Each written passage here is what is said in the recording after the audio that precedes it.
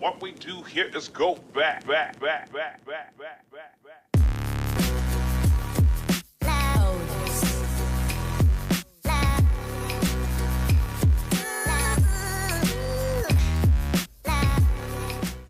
Hello. How are we all? My hair is deliciously mental tonight. You're very welcome. That's at no extra charge, although if you want to pay, you can. That is an option. Yeah, we're doing a thing tonight. We're doing a whole show, a whole last show. Well, sort of, in a way, kind of, you know, a little bit, maybe. I suppose I should do my shilling up top. Hello there, everyone. How do I... Hang on. Where's the thing gone? There we go. You can hit the follow button. You can subscribe. You can subscribe with the Amazon and the Primes. You can give subs to the community. You can do bits messages. You can do super chats. Discord, Blue Sky, YouTube, TikTok, Instagram, Threads. If you're on YouTube, hello YouTuberinos, how are we all? You can press the like button. A little thumbsy up. You can subscribe for naff all. Stop it. Get some help. Maybe I should. You can... what else can you do? You can become a member for 99 pence. 99 pence. No, it's nothing. It's nothing. So you can do that if you wanted to. You can do super chats there, which I will read out, and you can do you can give memberships to the community. It's a way of helping boost this show in the algorithm and making that I'm not starving to death. Both of which I enjoy. I don't know if you do personally. How are we all?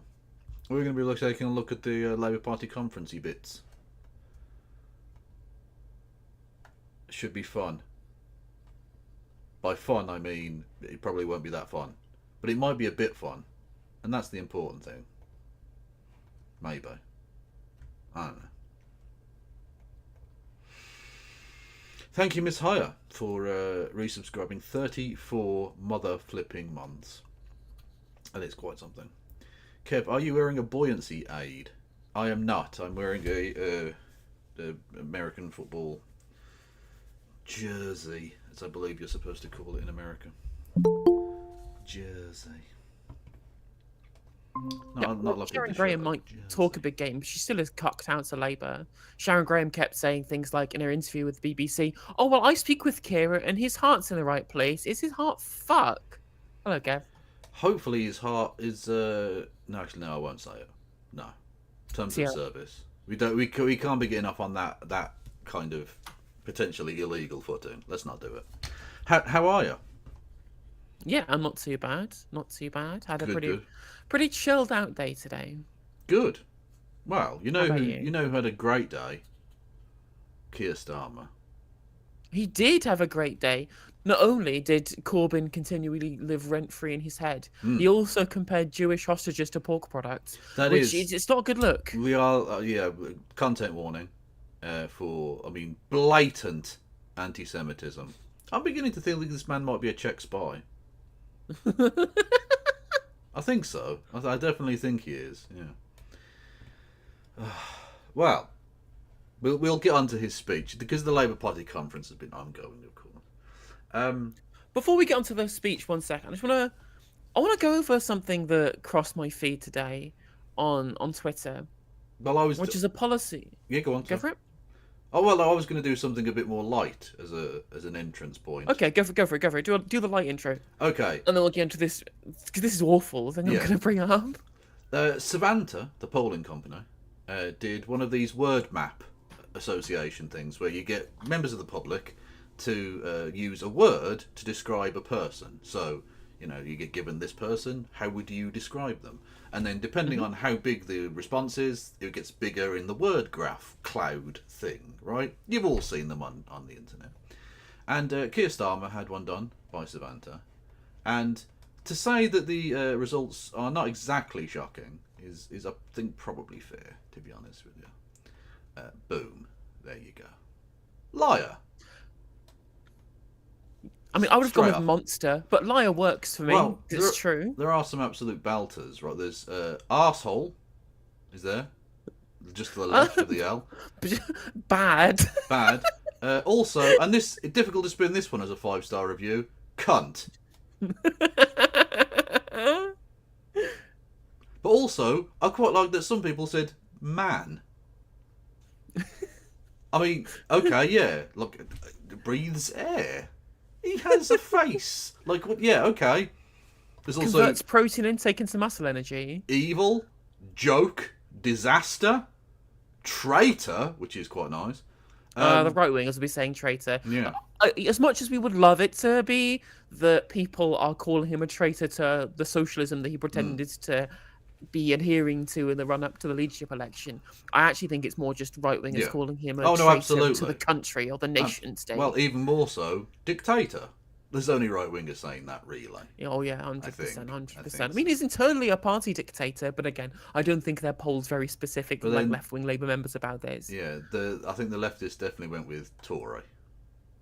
Definitely, 100%. Like Yeah. Tory is bigger than like a bunch of other words there. Yeah. So I mean, clearly Carla Denny was right.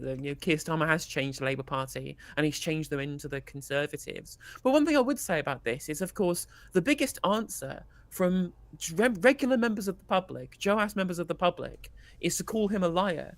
But that must be that can't be true. That must be absolutely wrong, because the most sensible man of them all, king of the sensibles, James O'Brien, he said that no one thinks that Keir Starmer is a morally corrupt serial liar. And when did James O'Brien never have his finger on the pulse?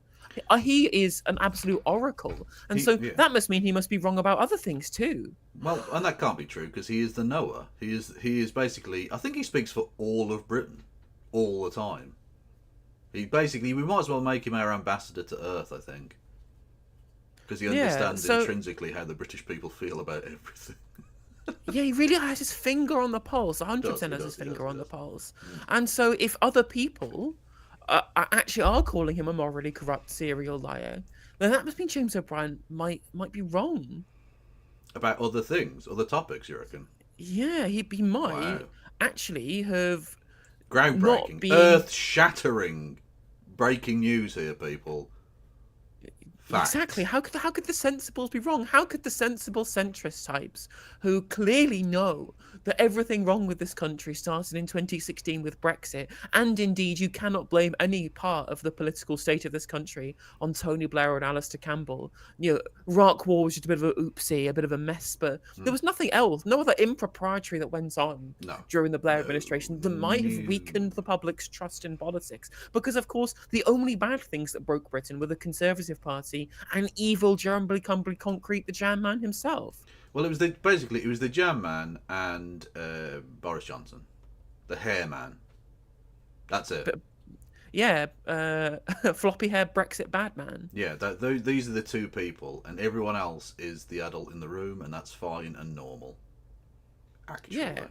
And so James O'Brien. I cannot believe they've made me feel less hateful towards Boris Johnson, because Boris Johnson is demonstrably an evil piece of shit. But they talk about him like he's the root cause of everything bad, just because he was Mr. Brexit man. It's pathetic. It is pathetic. Again, because these people didn't actually understand what was bad about the Conservative Party when interest rates were low and their mortgages stayed cheap.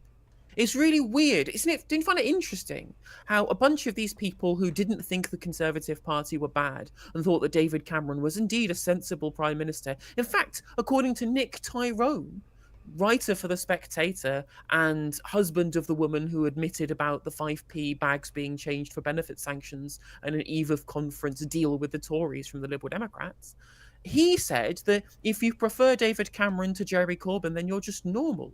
Even though, of course, now we know that David Cameron, the policies of the Cameron administration, led to 330,000 excess deaths. And so, maybe these people who think that David Cameron is a sensible individual, is just a normal adult in the room rather than a genuine, morally contemptible evil monster. Well, maybe if they didn't think, maybe if they got such a character judgment of David Cameron wrong for all of the same reasons they're getting a character judgment wrong of Keir Starmer, maybe they shouldn't be trusted on literally anything ever again. Yes, and of course, lest we forget that David Cameron, not only content with being a corrupted piece of shite when he was Prime Minister, came back as an unelected member of the House of Lords Foreign Secretary and decided to ignore international law and the fact that Britain was complicit, and indeed is complicit, in the genocide of the Palestinian people now. Yes, there was legal advice given to him that we now know because there was leaked audio from Alicia Kearns at the time, and now Labour have their hands on the same information and have suspended arms licences, and they just covered it up. Yep. They just totally covered it up. And that is the sensible adult in the room. Yes. But of course, you know who the real problem is, though? It's Jeremy Corbyn for opposing Israel. Yeah. Opposing Israel before it was cool. Yeah. Now James O'Brien is doing it. It's fine, and it's actually an outrage that James O'Brien gets branded by callers for being an anti-Semite for opposing the actions of the state of Israel. Well, I couldn't possibly have seen that coming. Someone opposing Israel on a matter of conscience or conviction based on the actions of the Israeli government being falsely accused of being an anti-Semite. No. Indeed, Look, indeed. the British press are not so disgusting as to do that repeatedly to literally everybody. So I don't believe it. I don't believe it. Yeah, Anyway, exactly. It is also funny as well that the public seem to only have just cottoned on to Keir Starmer was a liar as soon as he's lying to them. yes, when he was lying to the left, that was fine. Yeah. Yeah. Anyway, talking of lying to the left, I saw you got into a bit of a contretemps with some people online. Oh my Over god. a list yeah, I know. of let's say descriptions of members of the current British cabinet. Honestly, I wanted to scream. I mean, I did a whole fucking rant about this on stream yesterday, and it's only gotten worse. It's only gotten worse since. Like the amount of times I had to repost that no bitch, that's a different sentence. What the fuck is you talking about? Like Yeah. meme. So- Just for so many different things. So many I different suppose we things. should explain for people. You put out a list. You were responding to the thing we talked about the other day with Supertansky saying that it was the most working class British cabinet ever, and you pointed out that maybe it's not as simple as that by listing some things that members of the cabinet had become, and maybe how they weren't working class anymore or something of that nature. I mean, And, they literally. I mean, the thing is, they came for is you. that yeah, like, and not only are these people all working like professional, well, like all wealthy professionals now, at no point in their entirety of their adult life were they anything other than wealthy professionals. At no point was Keir Starmer anything other than a lawyer straight out of university. Same with literally everybody else, and even the people who I didn't mention in this tweet. People like Bridget Phillipson and Peter Kyle, like they work to like charities, which is, of course, I think that's you can if you're from working class upbringing and you work in a charity, that's like just selling your labor for a wage, like whatever, like a wealthy professional in the same way. But that's still not one of the jobs that like 70% of the public work, like manual labor, warehouse work, or working in retail, or working in a call center, or doing admin. Like it just shows that they're not actually. It's not actually a working class government if all of these people have had so much upward mobility that even before they were in Parliament making 90k a year, they were already incredibly wealthy. Yeah, I think that's fair, actually. But they were trying to drag you. I think I didn't see anyone particularly being successful at snatching the wig, but. Well, the responses were literally all just, "Oh, so you think this? Are you saying this?" I'm like, "Bitch, no, I didn't say anything of the sort. Why are you implying this?" And what's the real truth of all of this? So most of the responses I got was saying, "Oh, so you think that working class people should have to stay working class forever or do manual jobs forever?" No, where did I say that? But I just mean that when you engage in social mobility, then you have been socially mobile. You are no longer of that class. You have changed classes. That's how social mobility fucking works. Yeah. And it's in the innate classism of the liberals of this day, both obviously within the Labour Party and outside. Within the Labour Party, the classism is that nobody who actually has worked a blue-collar career or whose predominant career before getting into Parliament was a blue-collar career has made it into the cabinet or the front bench at all outside of Angela Rayner. And the only reason she's there is because she was elected as deputy leader. Like, fuck is she making it into the cabinet if she wasn't there? If it was up to Sir Keith, she would be fucking near any positions of power as a soft lefty of the party. And when it comes Well, to be fair, she still isn't really near anywhere positions of power. She's just theoretically she's got a title. True. But again, as previously described, she is carrying a pair of maracas. Yeah, She's just going. Yeah. Yeah, she's like full bears. Yeah. And then obviously the Liberals, their only conception of working class success is to not be working class anymore. Obviously, they think that class is like a caste or like hereditary or genetic. So they think you can be a working class billionaire property emperor like Alan Sugar because he has an estuary accent and he went to state school. Like, bitch, that's not how that works. Yeah. You can't be a working class billionaire property emperor. That isn't how that works. But in just that their metric of success is how wealthy of a professional these people are. Not do these people contribute positively to their community? Remember Sean Halsall that we had on from Yeah, the Collective Independence, and how he's a bus driver in Southport and everybody knows him because he was the bus driver for becoming a Unite union organizer, going around and training people on trade unionism. But he was obviously, his main career was a bus driver. Do you think that he wasn't successful just because he wasn't a lawyer? Or because he didn't go to Harvard or Oxford? Like, literally everyone there in that list did. They all went to Oxford or Cambridge, apart from Lammy, who went to Harvard. Is he not successful because he's doing something that genuinely benefits his community, providing a really important service of being public transportation? Like, again, I think both of these things can be legitimately classed as success. yeah. But if you become a lawyer by going to Harvard, or you become a political advisor because of people that you met at fucking Oxford and Cambridge, that's not fucking working class anymore. And you can't describe a government entirely of people with wealthy professional careers who went to Oxbridge as working class. Then you're Exactly. an idiot. They're professional managerial class people. You can't. This is not. This is not. A dustman or anything like that. There's no actual working. No person who has worked an actual working class career for the last 40 years in the cabinet at all. Exactly. I look again. Angela Rayner for sure is, but she's elected, so it doesn't count. And then like Peter Kyle and Bridget Phillipson probably get away with it, as in they worked for charities, and especially Bridget Phillipson. She had really tough upbringing, and she didn't go to like Oxbridge or anything like that. So but like, it's just such a myopic view of it. Yeah. And then what was the other dumb responses I kept getting into it in response to this as well? There was one other response I continually got. Oh yeah, it was, well, people who worked blue collar careers, they'd be shit in government. And I'm like, excuse me? Yeah. Why would they be shit in government? What makes a lawyer any better at dealing with, I don't know, the education department or being home secretary than somebody who's just from a normal career? Clement Attlee had a cotton weaver as education minister. Yep. Yeah. Miners, There were lorry ex-miners. drivers, Yeah. teachers, printers, Also, lords, absolutely, viscounts. But there is a happy medium between your wealthy individuals with certain levels of experience of political action and you do need people. You undoubtedly do need lawyers because you're crafting laws.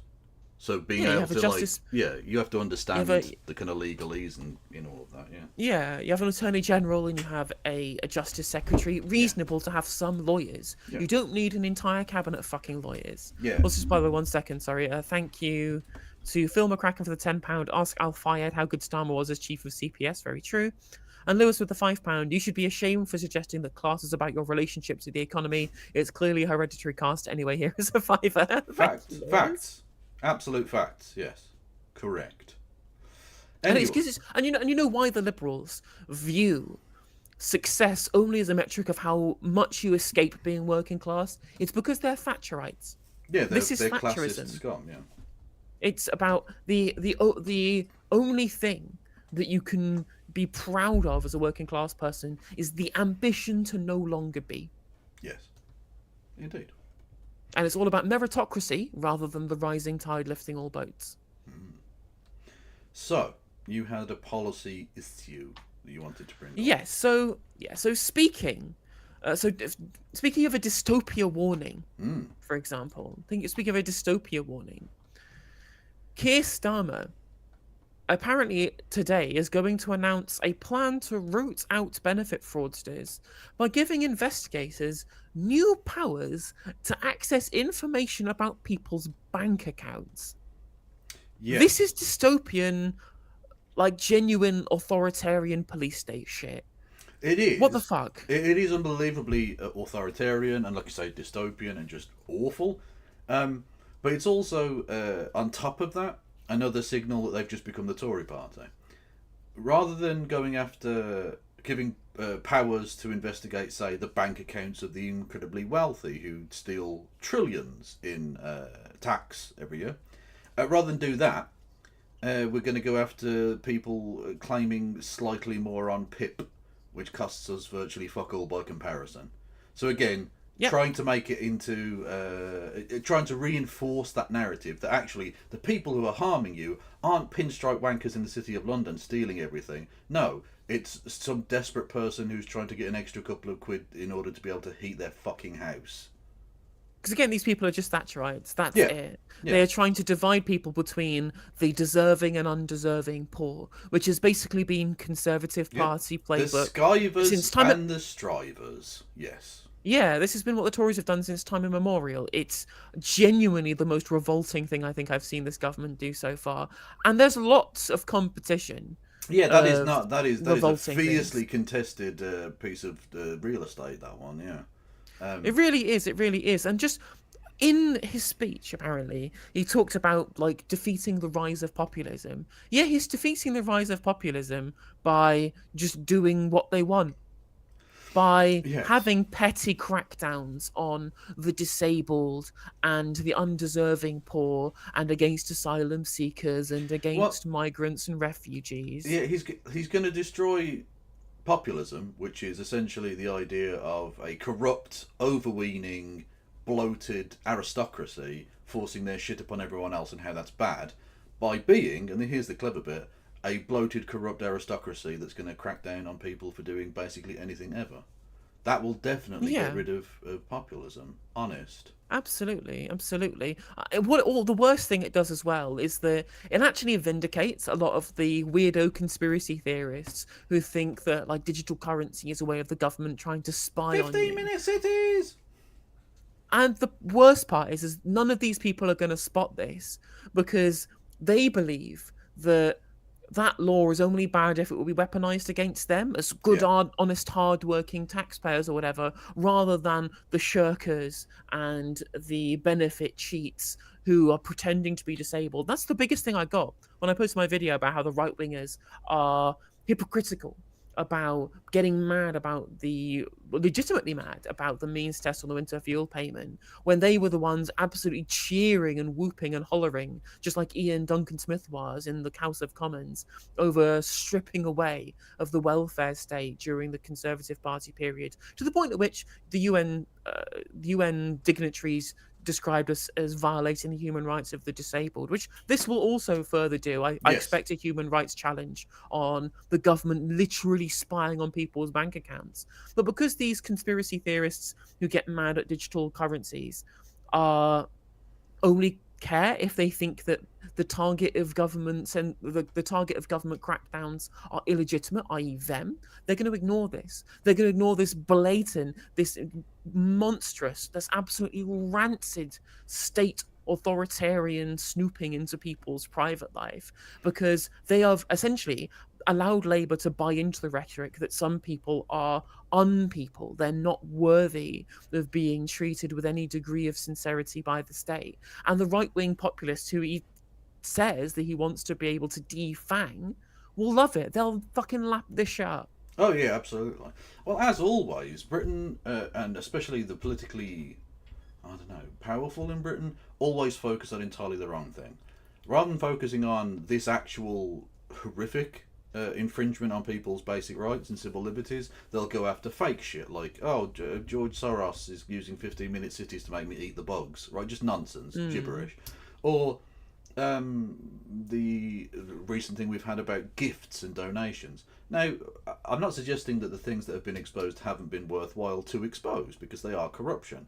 But what's much worse is the 4 million given by a hedge fund that invests in oil exploration and all the rest of it, giving money to the Labour Party just before the election. Like, there's literally no possible way that isn't just a quid pro quo for them to get something from the government incoming.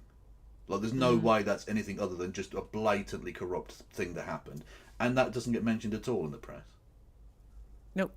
And of course, I think that this will get mentioned without any qualifying information, such as this interesting fact that came across my feed today, which is that the fraud rate for personal independence payment (PIP) is literally 0%.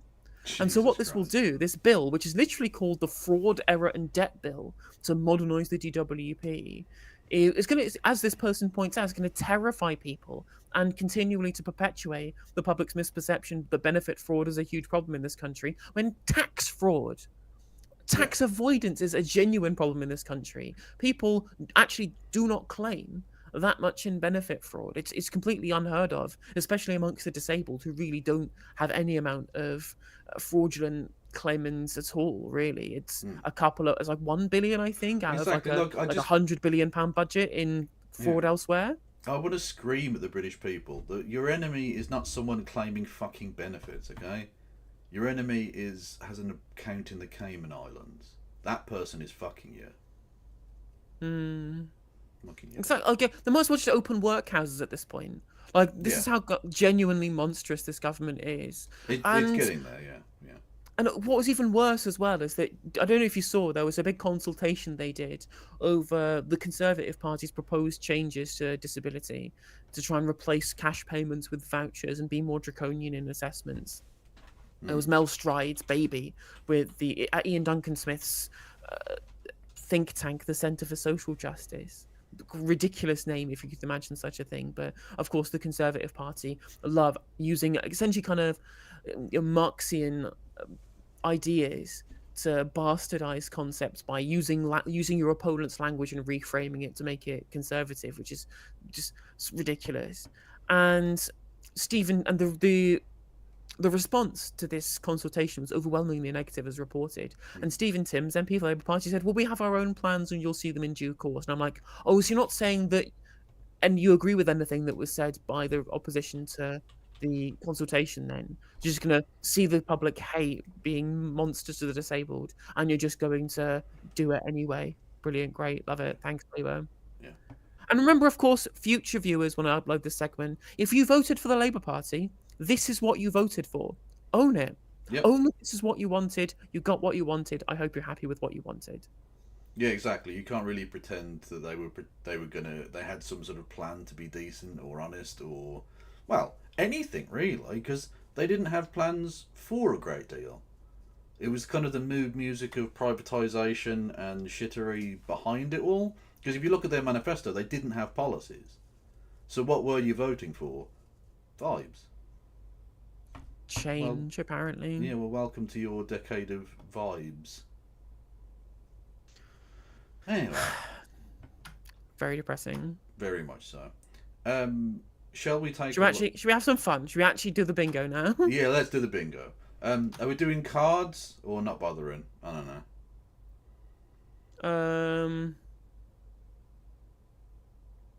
It's up to you. Cards? Yeah, we can do cards. In what sense? Sorry. Bingo cards. Oh yeah, absolutely. I've got the bingo card open already. Oh, sorry. Okay. Have you got a link for that? Because yes, I do. My people need a link. They need a linky link. So Yeah, put the DMs. I should have been slightly more precise in my use of language. Okie doke. Here we go. I'm going to generate a card. Okay. Hang on a second. Copy link.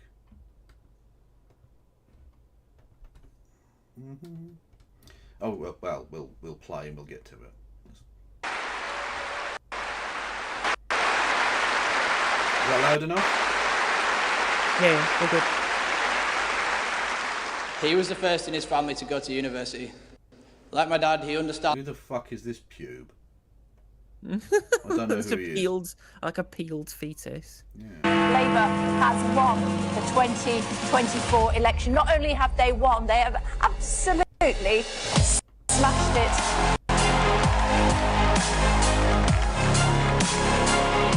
Hang on a minute. Why have they chosen the background music for football clips that they use to avoid copyright? Yeah, and why have they made it sound dystopian as fuck as well? Yeah. Interesting.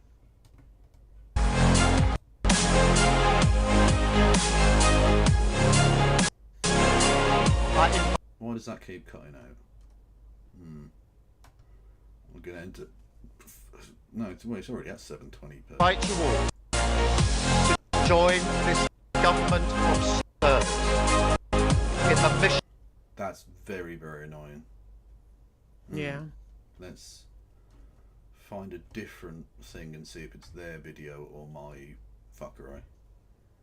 Oh god, I have to fucking find it in a 5-hour video. Jesus. Where are you? Come on. Is he right at the end? He is.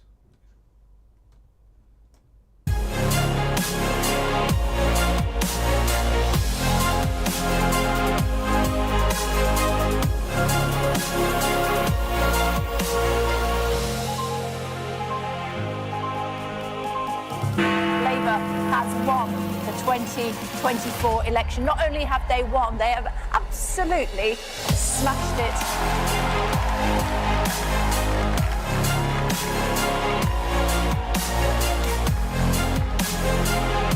Yeah, but you know the vibes here.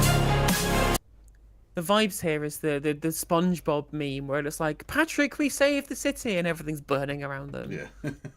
True. I invite you all to join this government. Like, for those who saw me on Normal Island when I went on about the smugness of the Liberal Democrats, this is way worse. This is way worse. Like, the self-congratulations, like, isn't it fantastic we're going to freeze pensioners? We are fucking awesome. Like, get fucked. Get fucked. Of service. Public A mission service. of national. And literally, considering we've spent 2 weeks talking about how they're not in public service, they're in self-service. Like, wind your neck in. I really should have updated the bingo cards, add in things like government of service or national renewal or black hole or something. Like, there's a bunch of like new Starmerisms that haven't made it to they haven't made it to the bingo card because I've not bothered updating it yet. Our work is urgent, and we begin it today. Conference, please welcome Keir Starmer, Prime Minister and leader of the Labour Party. Woo! Get off the stage! Woo! Woo! Woo! Peace! Thank you.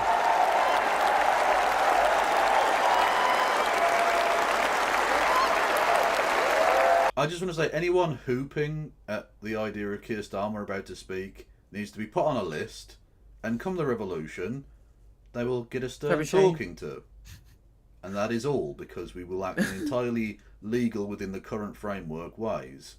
Okay? Absolutely, absolutely. There was a really funny video that the BBC posted of people saying, like, how do you spot a Labour voter? And the very first thing they said was, like, quarter zips. And I'm just like, yeah, briefcase cunts. That's exactly right. Yeah. Thank you.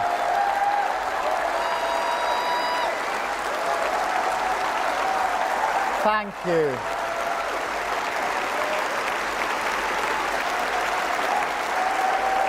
Thank you. Thank you very much, conference. Thank you. Also, this is not America. Sit the fuck down already. Jesus Christ. Thank you. How are they enthused about this fucking automaton?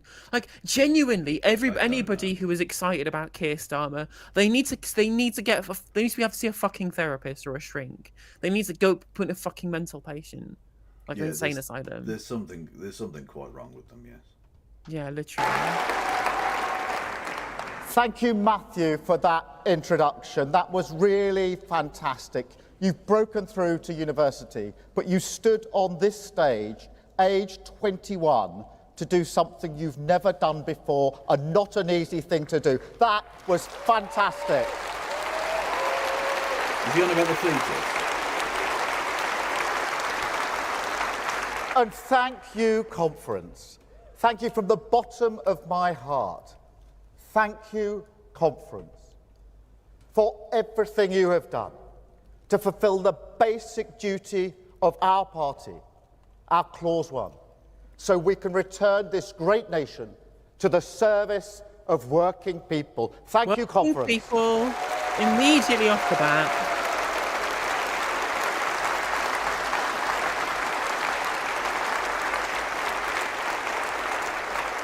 People said we couldn't do it, but we did, And we did No, it they didn't. together. What did you do? What is he saying that they're supposed to have done? We changed the Labour Party into the government of working people. Well, Like, I'm and not again, sure they said how they that did. They works, said they. but okay. They said they couldn't do it. Like ever since Partygate happened, we've basically been saying, "Oh, the next election's done, isn't it?" Yeah, Like, exactly. we've expected. At least we've expected this for like 3 years. Yeah, true. And look at this now. A record-breaking conference, the biggest attendance ever in our history. Yeah, but it's about quality, not quantity. Just saying. Whatever's left in that party is dog shit. Yeah, the membership's like much lower than it was in Yeah. 2017 and 2019.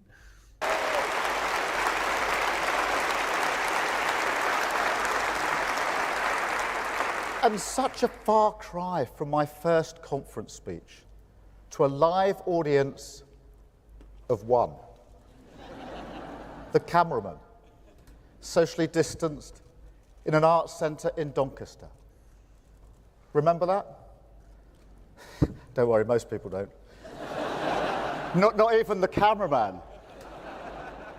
But I bet you do remember the one the year later conference in Brighton, 3 years ago. The turning of the tide, the fight for the heart and soul of this party. People said we were going too far. People said we were going too fast. They didn't want to face the country. They wanted to go back to a comfort zone, take the easier road to nowhere, duck the challenge of change. But we stood firm, conference. We stood together, conference, and we won. What? You know what's... Yeah.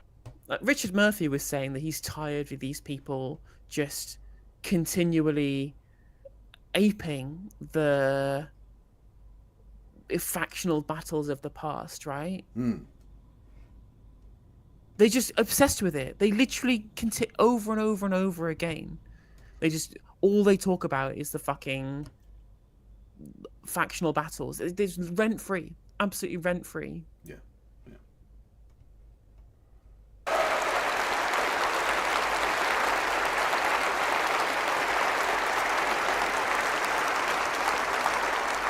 So take pride in your victory. Take pride. See, I don't mind him using conference as a proper noun. I don't think that's an issue, Rohak. I understand from a, let's be honest, an old school perspective. That's what I'm saying. Yeah, boomer. It's probably not great, but it's just a collective way of referring to the group of people that have attended conference. Get over yourself. English changes, bitch. Yeah. That Labour won in every single region in England.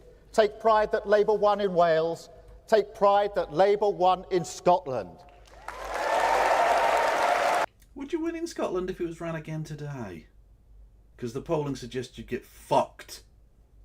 True.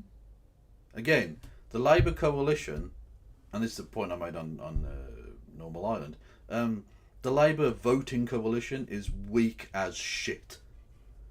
They got 500,000 votes fewer than the Jam Man did. If you want to go back to fucking factional battles, you dickhead, you're less popular than the fucking guy they were calling Hitler. Just saying. Yeah, the loveless landslide. Yeah. And so they've got literally the scandals that they're going through right now and the awful policies, which won't fucking work, will destroy that coalition. I can't see him winning a second term, even if he's allowed to continue as leader until that point. Like, literally, they're 4 points ahead of the Tories now. A party that are not even being watched as they fucking Julius Caesar themselves now. Yeah. They're killing each other over a piece of land that Nigel Farage has already taken, and no one cares. And yet this prick can't even fucking stay ahead of them. Mad.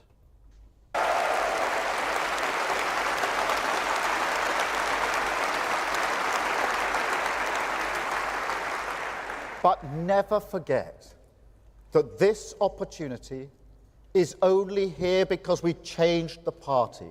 Change Country Labour first, Party. Party second. That isn't a slogan. It's the foundation. Yes, it is.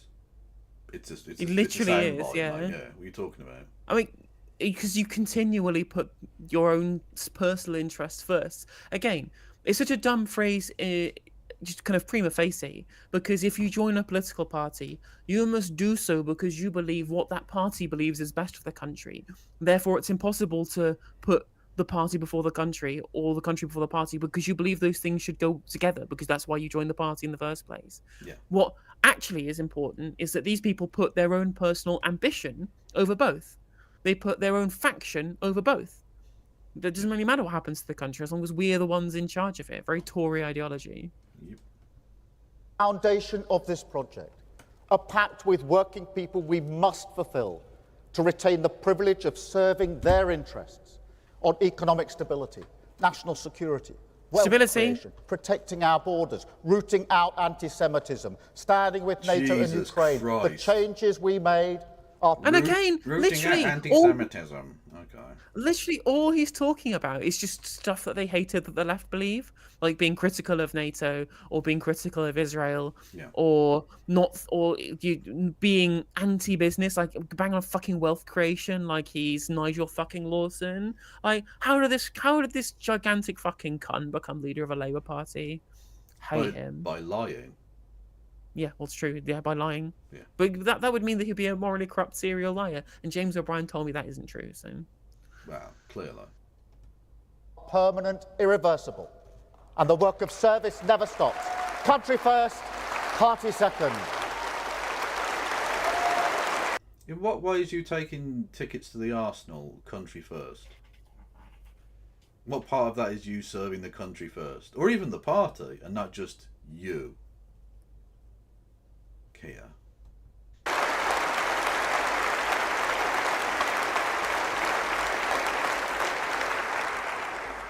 But conference, for many people in this city, the speech they may remember was the one here 2 years ago.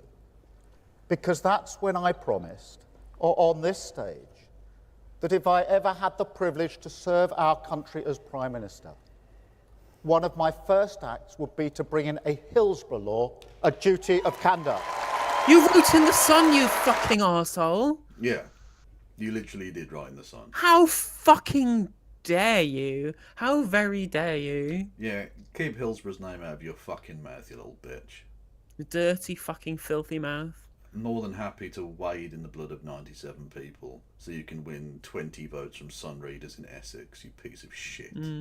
Fuck you.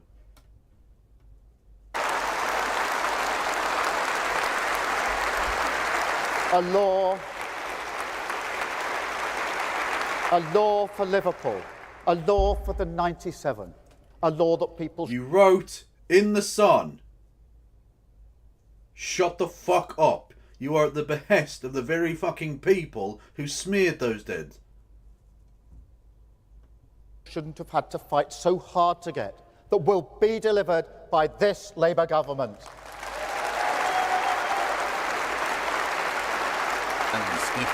Honestly, I'm fucking furious with this, because I hadn't watched this live, I've only seen clips, which is why I did a sausage meme at the start of the show for everyone. He does the weird sausage bit. Anyway, yeah, like, it just... This is fucking disgraceful. The fact that this man would dare to bring this up. Fuck you. I mean, I don't know how he shows his face in Liverpool. I don't know why the people of Liverpool fucking voted for him. Well, they vote for Labour. Having been fucked over so badly by the Tories, I understand where they're coming from. And most people are not nerds like me and you. No, I mean, they got fucked over. Like they got fucked over by Labour anyway. Yeah, true. The Labour just fucking acquiesced to the Tories taking down their elected council leader and took over the council, and Labour did fucking nothing and told them to put up and shut up. Yeah, true. And it was the revolt against Militant that started in Liverpool by the Labour Party. It's also a law for the sub-postmasters in the Horizon scandal, the victims of infected blood, Windrush, Grenfell Tower, and all the countless injustices over... And all the other things that we're pretending to care about will do nothing to prevent from happening in the future. Yippee! Thanks, Keir. for the years suffered by working people at the hands of those who were supposed to serve them. Truth and justice concealed behind the closed ranks of the state. And conference, this is the meaning of Clause 1. Because today I can confirm that the duty of candour will apply to public authorities and public servants. The bill will include criminal sanctions, and that the Hillsborough law will be introduced to Parliament before the next anniversary in April. You realise that means you're going to have to start telling the truth, right? True. Also, thank you, Jack Miller, for the $4.99 here before Merseyside goes green in 2029. Inshallah, we'll have the green wave across Merseyside. And thank you, Phil McCracken, for the 10 gifted. I'm here for it, definitely.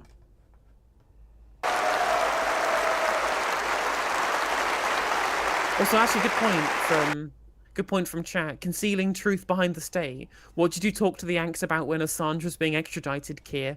Very true. Very true.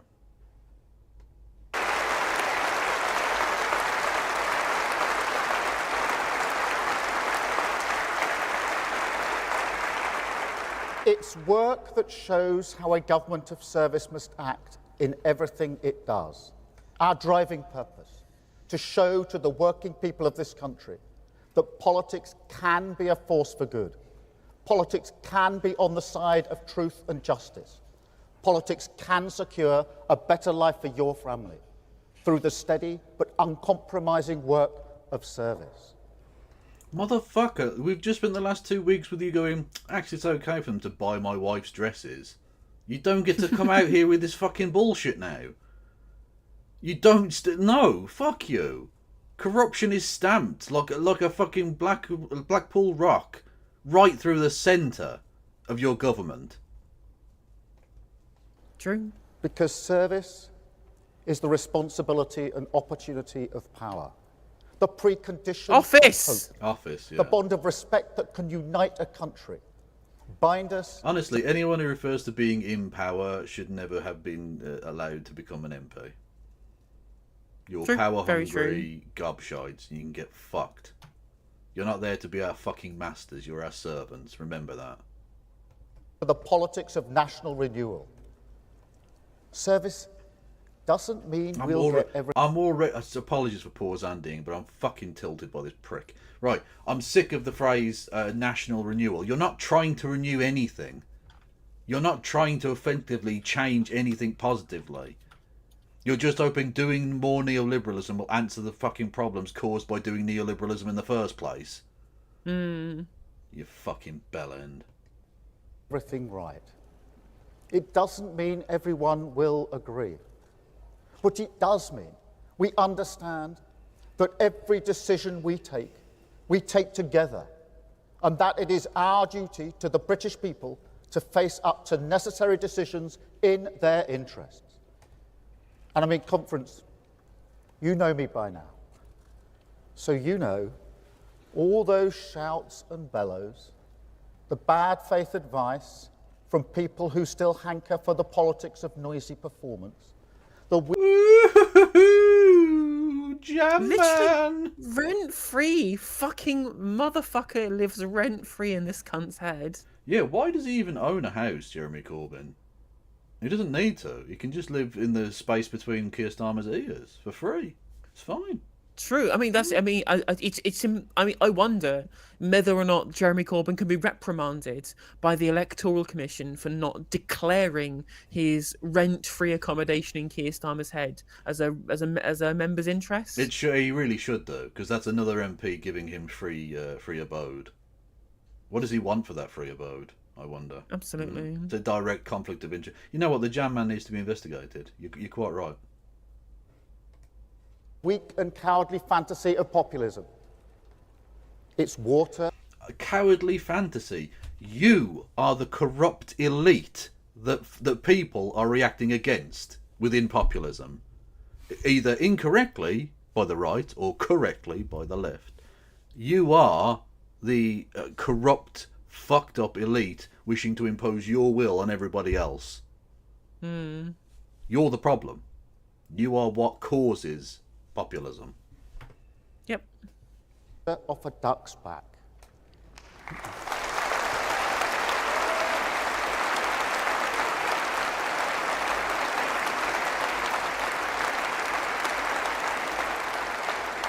Mere glitter on a shirt cuff.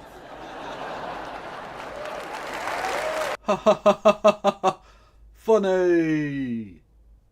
I'm going to continue to do genocide. Woo. It's never distracted me before, and it won't distract me now. This is a long-term project. I've never pretended otherwise. But conference, make no mistake. The work of change has begun. The patient, calm, determined era of politics as service has begun.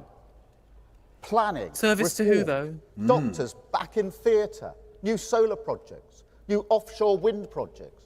The onshore ban lifted. Great British Energy launched. One word Ofsted judgment. No, not launched. We literally went through this. You haven't even fucking passed the bill yet. You were literally in Downing Street and the bloke pointed it out to you and you went, yeah. So why are you continuing to lie about this? Also, by the way, I'm going to give people delivering change. You did say, like, the work of change starts now. I think that can be counted as delivering change, by the way, for the bingo card. Okay, well, that's a little red circle for the Kev. Boom. Judgments ended. A border security command. A national wealth fund. Getting Britain building again. The Renters Reform Bill, stopping no-fault evictions. And the Railway Services Bill, bringing railways back into public ownership. Right, but you haven't passed any of these fucking bills yet. And again, that's the one of them that has passed is like the first reading of the railways bill. Well, that's basically it. No, right, no. First reading is not the passing of a bill. Passing of a bill is when it becomes law, it's given royal assent. That's 3 fucking readings and committee stage. It then gets ping-ponged, if necessary, usually not, between the House of Lords and the House of Commons on third reading. Upon passage, it then gets sent to the King, who signs it. Then it becomes law. They have not, understandably, right, I'm going to cut them some slack here, there has not been enough parliamentary time yet to have passed anything. They have passed 0 bills. 0. Duck's egg. Bagel. Fuck all. So when he says these bills, he's introduced them, fine. But don't pretend like they've happened, because they fucking haven't. Stop lying to people. And again, there's no need, because any realistic person looking at it would be like, oh, well, they've had 2 weeks of parliamentary time to pass anything. Of course they haven't passed anything. That's fine. Stop fucking lying then. Sorry, I'm very, very annoyed by him. The lies are genuinely getting to me, and I've got 5 more years of this fucking shit. Oh.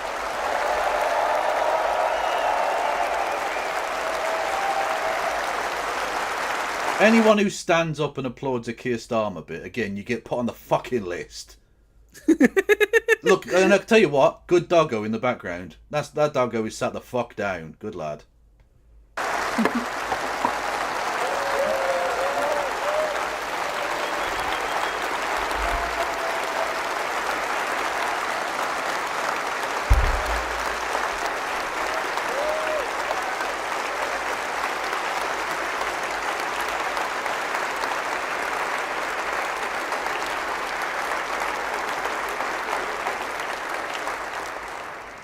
And we're only just getting started.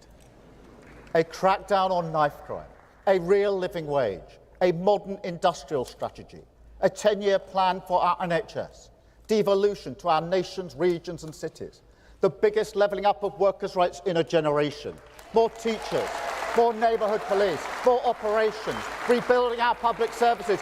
Change has begun. Okay, nothing's begun. Again, I don't need to go through it. I can't get that angry again. My blood vessels will burst. That's actually a good point in chat. People pointing out he's basically trying to do the 2009 Gordon Brown conference speech. Yeah, exactly. More dentists, more doctors. Ban on cluster bombs. Yeah, he's become fucking James Bond now.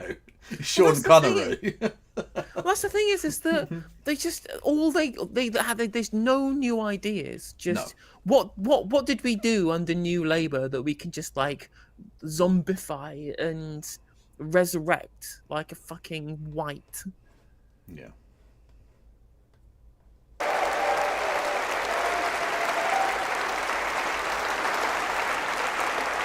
And every single... Exactly. If he's got a 10-year plan, does that mean it's 2 5-year plans and he's twice as bad as Stalin? I think that is how it works, yeah. one a necessary step on a longer journey. 5 national missions that will deliver the higher growth, 5 missions, the safer streets, the cleaner energy, the greater opportunities, the healthier society that I know the British people want and need, the mandate that we won. The mandate that we won. Get fucked.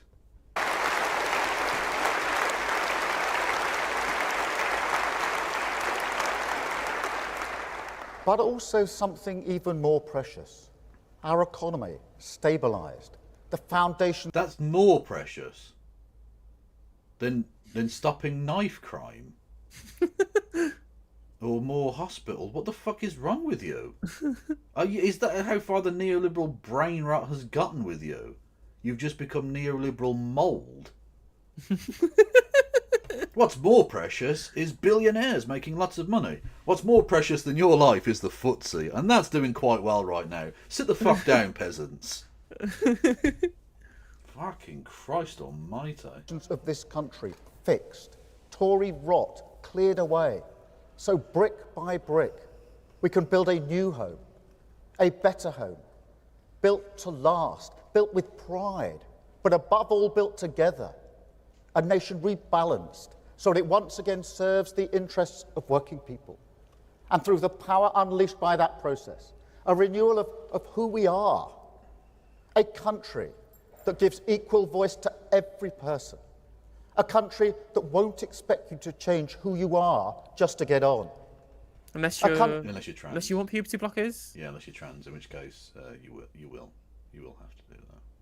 Yeah. A country that doesn't just work for you and your family, but one that recognises you, that sees you, and respects you as part of our story.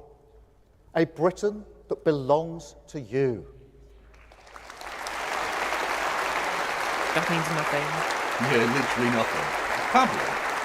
Complete paddling. Because make no mistake, that is the Britain we are building. Change isn't a few lines on a graph moving in the right direction. Change... You cheeky cunt. Your entire government is red line goes up. That's all you give a fuck about.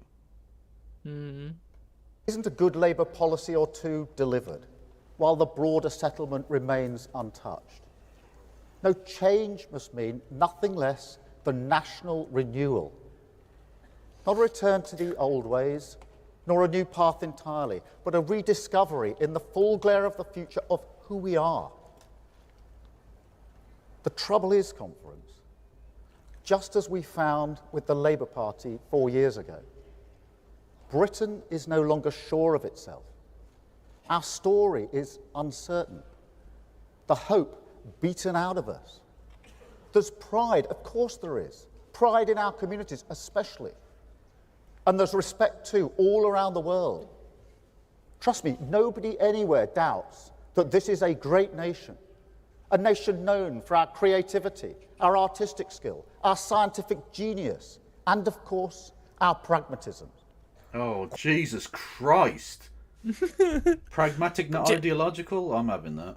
I don't give a fuck. Give it a couple of seconds. He'll probably just say not caught up in the throes of ideology or something. They can't help Quality themselves. That, combined with the industry and pride of working people, have not just rewritten our own story, but also who around the world is saying, what I know about Britain is that it's pragmatic? Is that a thing that people say? I mainly hear people going, I wish they hadn't bombed us. Like that. That. Yeah. Yeah. What? I mean, mostly they just look at it and go, "What the hell is going on in there?" Yeah. Exactly. Literally. Yeah. Yeah. Is that So normal that of politics the you're world. doing? Yeah. We could do that again. We can do that again. Got a round of applause. Fucking Christ.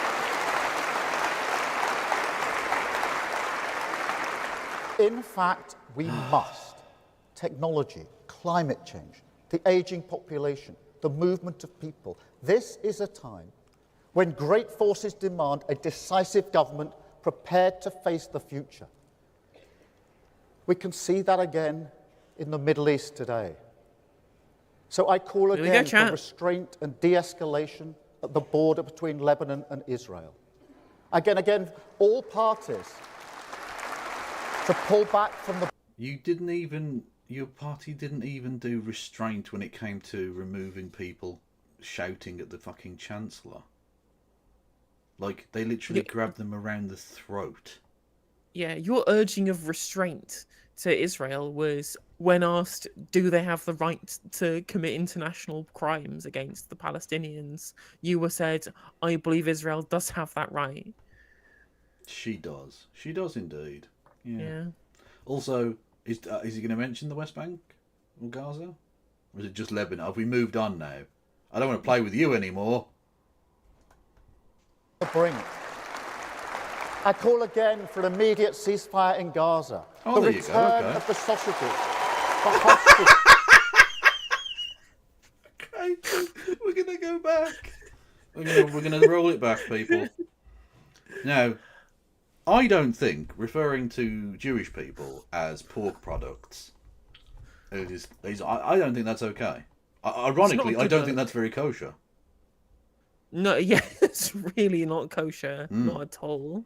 But listen to this absolute div. Just come on, my man. An immediate ceasefire in Gaza. The return of the sausages. The hostages. Sausages! The sausages! Was he just hungry? Was he just hungry and he was like, I could absolutely fucking murder a sausage and egg right now. Let's fucking go. Hamas stole my bangers. Sausages, you dopey cunt.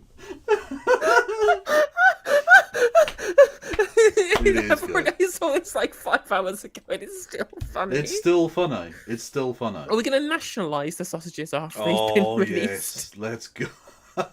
Now, you can tell this isn't like the parties or the conferences they used to have before this leadership, because if the previous Labour leader had even accidentally referred to Jewish people as sausages, you would not have heard the fucking end of it.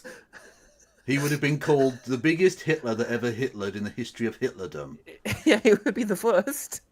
He would be the first. So rewind. I want to hear it again. Okay. People. Okay. In Gaza. The return of the sausages. Honestly, we need to make Return of the Sausages into a fucking sound alert. That has to happen, people. Come on. It's going straight on my soundboard. Straight on my This is beautiful. Return the sausages, the hostages. Oh, fuck.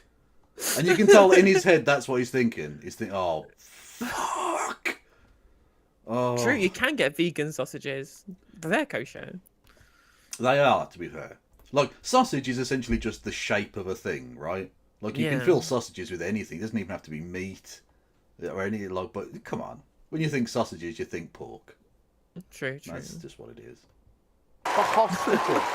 I guess I'm gonna have to replace the Boris Johnson saying vegan sausage rolls with this one then. Epic. So I can't. So a maximum one sausage-related soundboard. Oh, well, that's interesting. That's a very interesting policy you have there. Honestly, limitless. I don't think you can have too many sausage-related things. I'm just going to put that out there. Let the chips fall where they may. In Gaza. The return of the sausages. The hostages. And a recommitment to the two-state solution. Let me just Two-steak solution? Two-steak solution. Love it. The West Flank? Is that a bit weird? Let me just check. Can I just check my bingo card? Do we have released the sausages on this one? I mean, hang on. Hang on. No, actually, I don't have it. For the one time it's not on there. Oh, got it. A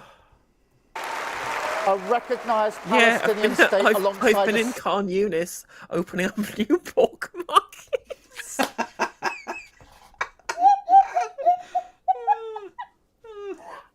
mean, it's funny because we're talking about war crimes here. A little bit. Yeah, Maria, one of my American chatters asks, I'm going to ask you about your cognitively declining Prime Minister to step down. True. Oh, Sir Joe Biden, Casey, needs to step the fuck down. Yeah. Oh, dear. Oh. Safe and secure Israel. And that's the message I will take to the UN General Assembly when I travel there later today. Alongside our steadfast support for Ukraine in the face of Russian aggression. Yeah, actually, Becca, you're right. Sorry. One sec. Yeah, you're right, Becca. Muslims don't eat pork either. There's a song by Tim Minchin called "Peace Anthem for Palestine," and the chorus is, "Well, if you don't eat pigs and we don't eat pigs, why not eat pigs together?" Which I think is a clever song. Yeah, that's quite nice. Then Tim Minchin became weird and like one of the weird atheist types. Yeah, it did a little bit. Hang on a minute. It was something. I'll just say it because I can't be bothered to type it. Rohack, the timestamp was something like 4 hours, 21 minutes, 30 seconds. There's the link to the thing. Yeah, there you go. They want to make a sound alert, so I'm going to let them get on with that. And in this uncertain world, I also pay tribute to our armed forces for all they do. So that's it. That's all he's got to say on the pressing foreign policy matter of our time. Just a reiteration of the bland nothing that was already his policy. Fantastic. Thanks, Keith. Literally, the best thing you ever said was release the sausages. And that should tell you something. Keep Britain safe.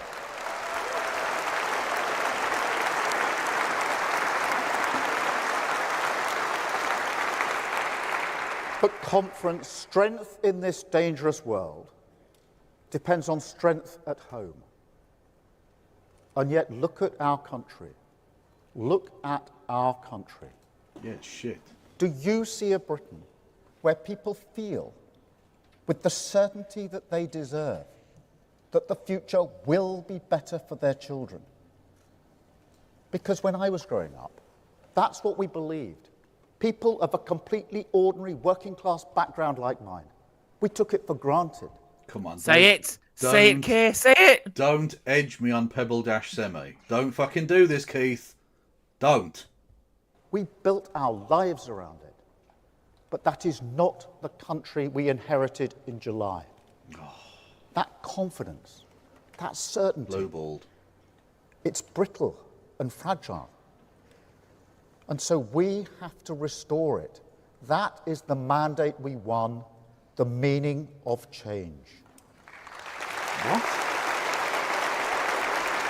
The fuck is that? It's just so empty. Every fucking sentence. It's meant to sound grand and flourishing and sort of poetic. He wants in his heart of heart to be like Martin Luther King, saying some crazy profound shit that'll go down in history. And actually it's just pablum. It's just empty, hollow rhetoric. The meaning of change. What the fuck are you talking about? Ridiculous.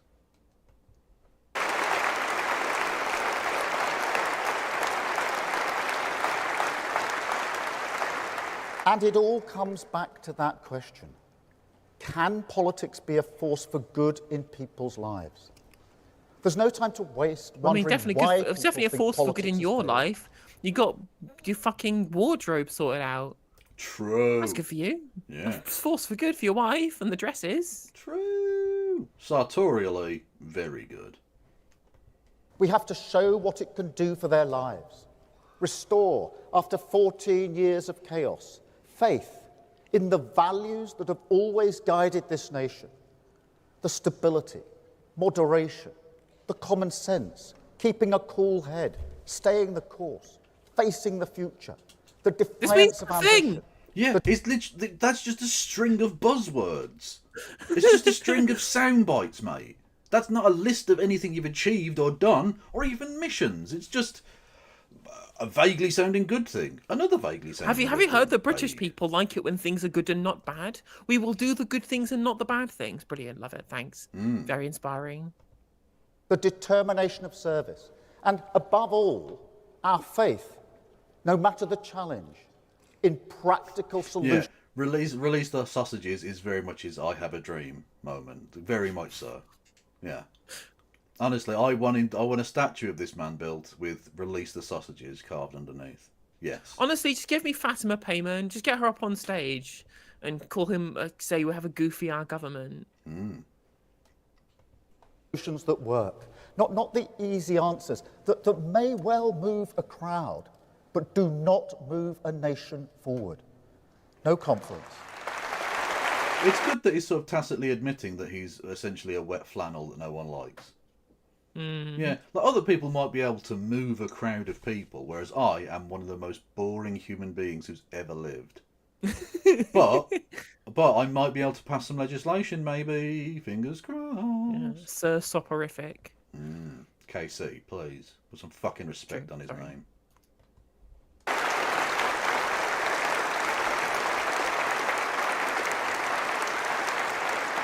We know that way lies ruin.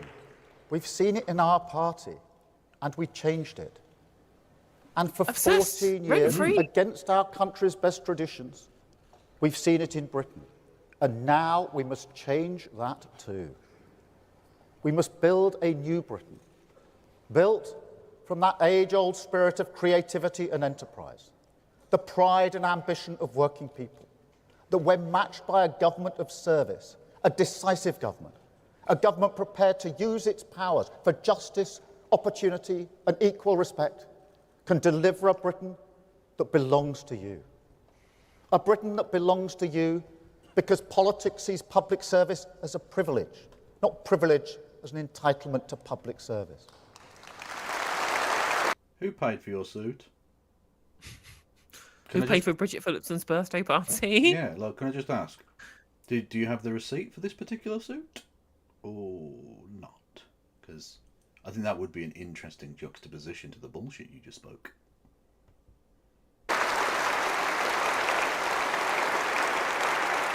Yeah, exactly. Who paid for the glasses that you're reading through the teleprompter? Right, come on now.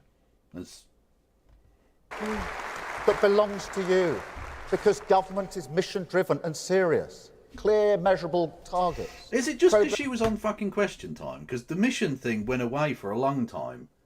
And then Matsukato was on Question Time, and all of a sudden he's back to the missions thing. Did he remember that that's the thing they're supposed to pretend to be doing? Even then, like, she went on Politics Joe and said, well, actually, I've looked through their quote-unquote missions, and they're not actually real missions. Like I said, they should be the, like, mission areas. And it's clear they just not fucking read the book. And they just, like, read the back cover and went, I reckon. Yeah, we need to have some... It's called Mission Economy. Oh, we have some missions for the economy then now. There we have some missions. They've got concepts of a plan.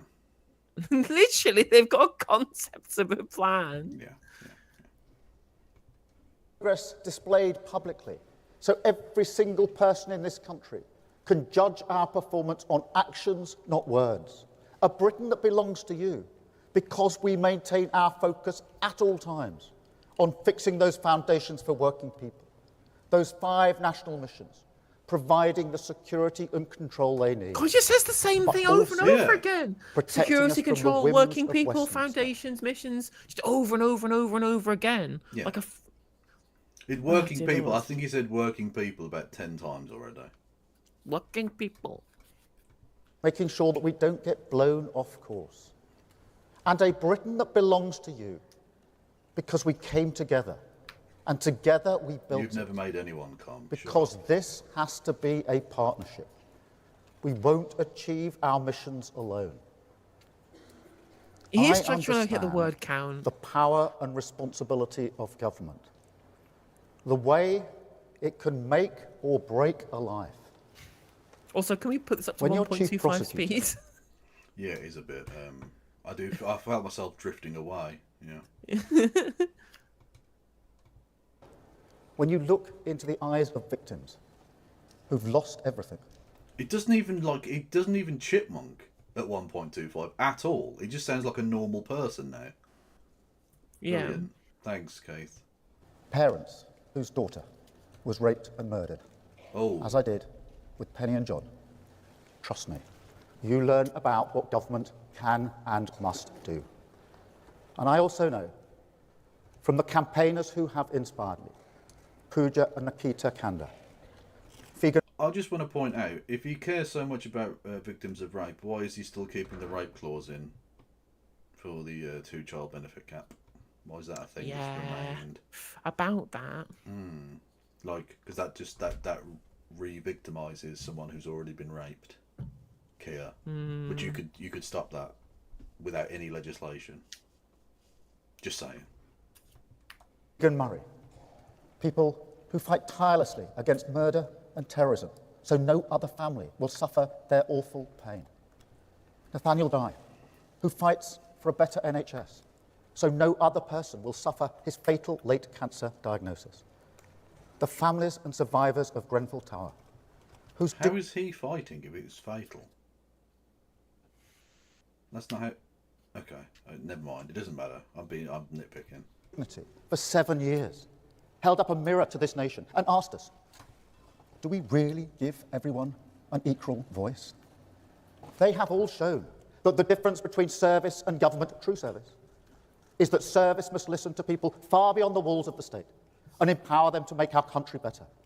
Because, trust me, that is without question the quickest way to clear away the Tory rot and build that Britain that belongs to you.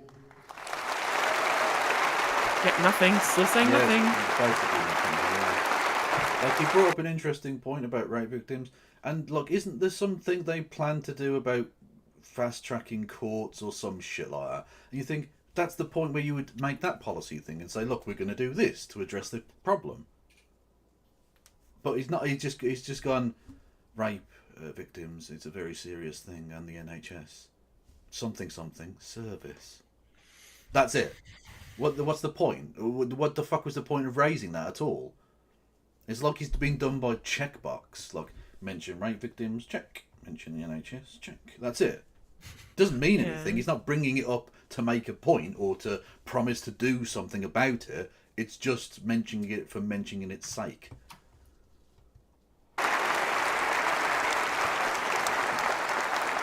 And so change begins, because there is another injustice hiding in plain sight in our streets, in every town and city in this country. People who were... People wearing Crocs. I agree. It needs to stop. We need to purge these fetid scum from society. Actually, on that point, did you see that I tweeted at you about Tim Pool? Oh, yeah, you did. Yeah, I did see that. So, Mr. Tim Pool, Tool. do you want to address the allegations?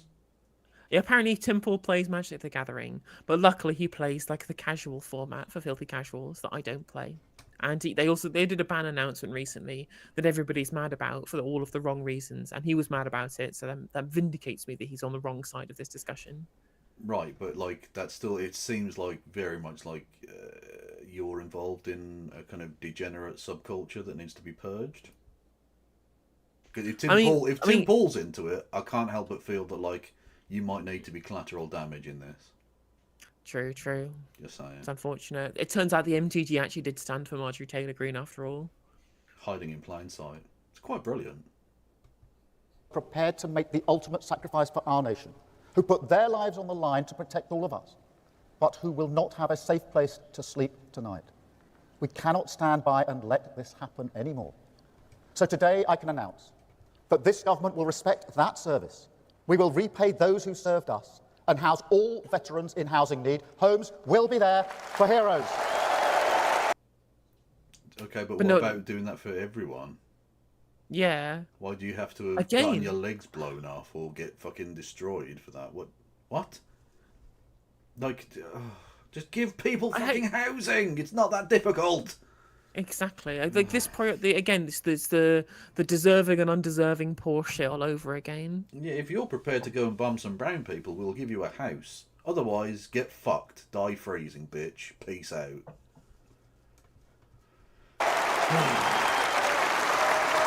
Oh, you fucking little cunt bags. I fucking hate these people so much. I honestly it's really embarrassing. You standing up and cheering this fucking guff. You people need to be dealt with.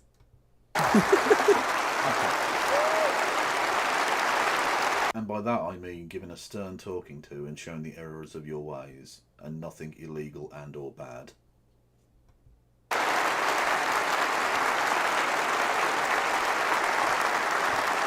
Part of the Constitution 2024. Yeah, service guarantees citizenship. It is a bit, yeah. But don't worry, Keir is doing his bit, so it's fine. Thank you. Sit down. This is not America. We don't clap for 10 minutes. It's like those pricks who shout, get in the hole at the golf. You need to be fucking done. Simple. So, pass it on. Men in white coats. Exactly. Because we've Thrown started the out. hard yards of planning reform, because we're facing up to decisions ignored for years, because we're introducing new planning passports that will turbocharge house building in our inner cities, we can make the very same... Planning passports. I'd be interested to see what the details of those are. Because it seems like something vaguely sensible, but maybe not. We'll see. I'll get back to you, chat. promise to other people at risk of homelessness, young care leavers, victims of domestic abuse. They will have the security they deserve. They will have a roof over their head because Britain belongs to them. What's your plan for that? Just saying that they will have a roof over their head isn't doing it. What do you plan to do to change it from the current situation where they don't have a roof over their head to the one you're Planning proposing they passports. do? They get this. They have planning passports. That's the skill that'll do it, right? Right. Yeah. Again, it'll be interesting to see the details.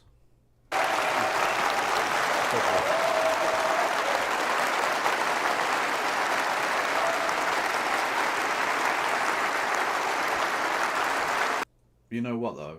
If we house all of the people who make hostile architecture will go out of business. That's going to kill the economy.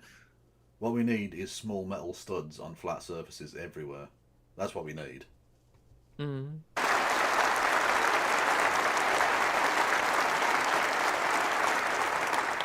And another thing, conference, another promise kept. We said GB Energy, our publicly Hang on a owned minute. national champion. Well, Keith, come on.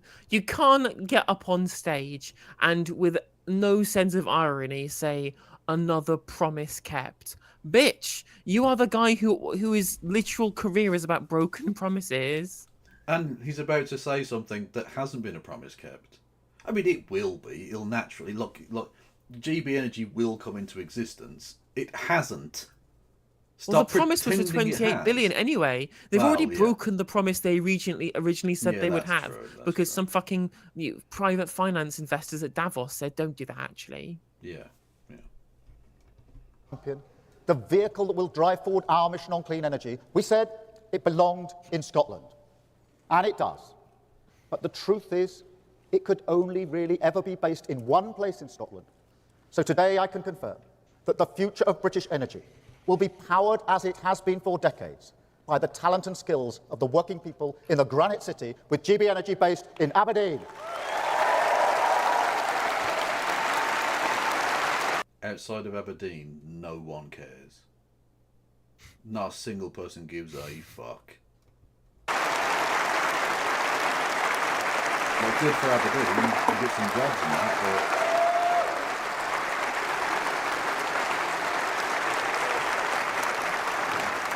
This is how the work of change happens. A decisive mission-led government moving our country forward step by step, focused on a long-term plan. That first, we stabilise our economy. Second, we fix the foundation. And third, we build with pride and determination a Britain that belongs to you. But it will be hard. That's not rhetoric, it's reality. It's not just that financial black hole, the £22 billion of unfunded spending commitments, concealed from our I know it's not necessarily the way he usually uses the phrase, but he did say unfunded spending commitments. No one cost of commitments. I think we're gonna have that. Then we can have that. Yeah, exactly. we'll give you that. That's like it's not the context he would usually have used it in, but he said the thing, so I'm Yeah. having it. Which And just like, means St. John- I'm now just he just needs to say world leading, and I've got a line. Oh wow, that's pretty quick. Also, thank you, Mr. Piananda, for the £10 super chat. It occurs to me that someone had actually written "release the sausages" on Keith's auto cue. Imagine, right? It's like, I don't know, somebody from like the SCG just like tamper with it beforehand to humiliate him. That would be Or fucking if hilarious. Led by Donkeys use their fucking their thing against the Labour politician ever in any way whatsoever. Do you know they got like hundreds of millions of pounds worth of donations led by donkeys, and they use it to buy Hundreds fucking of stupid millions? billboards. Millions, sorry. Oh yes, but yeah, hundreds of millions would be. I'm like, what the fuck? They do like yeah. one stunt a week or whatever. What the fuck are they Yeah, doing? yeah, with all that no, money? sorry, okay, yeah, literally hundreds of millions of pounds worth of donations. It's That's ridiculous, something insane. crazy. Yeah. I mean, let me have a look at what Labour Beyond Cities tweeted out about it. They genuinely have like a gigantic, huge amount of donations. It was honestly insane how many that they had, and they use that money to fucking. They buy like a billboard, or they put up a sign that says "lettuce" behind the former prime minister. Like, is that the best you can do? Really, that with all of that money, this is the best you can do. Amazing. So are we saying that he's sort of an Anchorman situation? If they typed "Go fuck yourself, Liverpool," would he say it? Sir Ron Burgundy, KC. Yeah, by the way, also, if you're enjoying the content, you can subscribe on Twitch for $4.99 for free with Twitch Prime by linking your Amazon Prime account to your Twitch account. It gets you a free subscription every single month. So if you're an Amazon Prime user, you can jump to twitch.tv/NeoJusticeMTG or KFLogan1875 and then link Amazon Prime to your Twitch account, and you can gift us a free sub, essentially giving us some of Jeff Bezos' money at no cost to yourself to help keep us employed here on twitch.tv. You can drop bits. 100 bits gets you text to speech if you want a message read out on my end, or 200 on Kev's end. You can get a message read out on YouTube by super chatting. You become a member on YouTube for 99p for emotes in YouTube chat and the YouTube comment section. And of course, in my opinion, the best way to support the stream is to gift memberships to your fellow viewers, as has been done previously. Again, it's cheaper than a can of Red Stripe per membership. So when I gift them to the community, it boosts the stream and the algorithm and spreads the love around. So those are the ways that you can support the stream financially, should you so wish. Yes, and I am accepting bribes in the form of dresses and glasses, even though I wear neither. But that's not the point. You can buy access. It's true. You can give us access to your New York penthouse if you really want. That'd be dope. Yeah. Let's go. By the Tories. It's not just the societal black hole. Our public services decimated. Communities held together with little more than goodwill. It's also the political black hole. Because the politics of national renewal, they're collective. They involve a shared struggle. A project that says to everyone, this will be tough in the short term, but in the long term, it's the right thing to do for our country, and we all benefit from that. To coin a phrase, we're all in it together. But also, he's quoting David fucking Cameron. It's not funny when you are just David Cameron. Like, that would be funny if Jeremy Corbyn did it, because like he actually is juxtaposed politically. So it'd be like you're using that phrase, but in a way that actually means something. That would be quite funny and interesting as a concept. But you're just David Cameron, so you saying it is just the same thing. It's just repetition. It's not like a clever remaking of a phrase or anything. Literally, just Prime Minister for life, David Cameron. You just get to choose what colour rosette he wears. Literally, yes.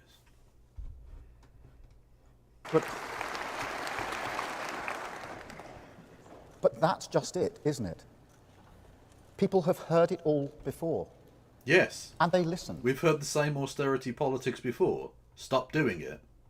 Yeah, and we heard it before we listened, and we thought, that's stupid, that's a load of bollocks. And so we think it's a load of bollocks when you repeat it now. Yep.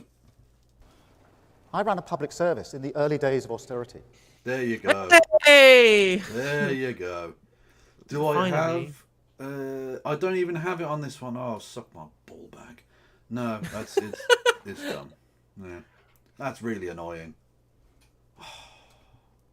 People did everything asked of them to find a way forward. Except with Jimmy Savile. Didn't do anything about that. Or it turns out Mohammed El fired. Turns out your CPS wasn't very good about dealing with sexual abusers. Just saying. Doesn't necessarily mean that you didn't do a good job in general. I'm just saying on the particular area of sexual assault, it was very, very bad. Even his previous Shadow Attorney General, Emily Thornberry, before he was an MP, she criticised him as being a bad DPP as well, which I think is very funny. Yeah. They did it in the pandemic as well. Saved the lives of people they will never meet, all while their government broke the very rules that they followed. And so people ask us now, as we seek patience in pursuit of national renewal, what will we get to show for it? I understand that. After all, what they're used to is a lie, an act. It's slow. This is at 1.25, and he's still boring. He's still really slow and boring. A charade, a performance. You may call it populism. Many people do. But I prefer to call it the politics of easy answers. Because at its core, that's what it is. A deliberate refusal to countenance tough decisions. Here we go. Tough decisions.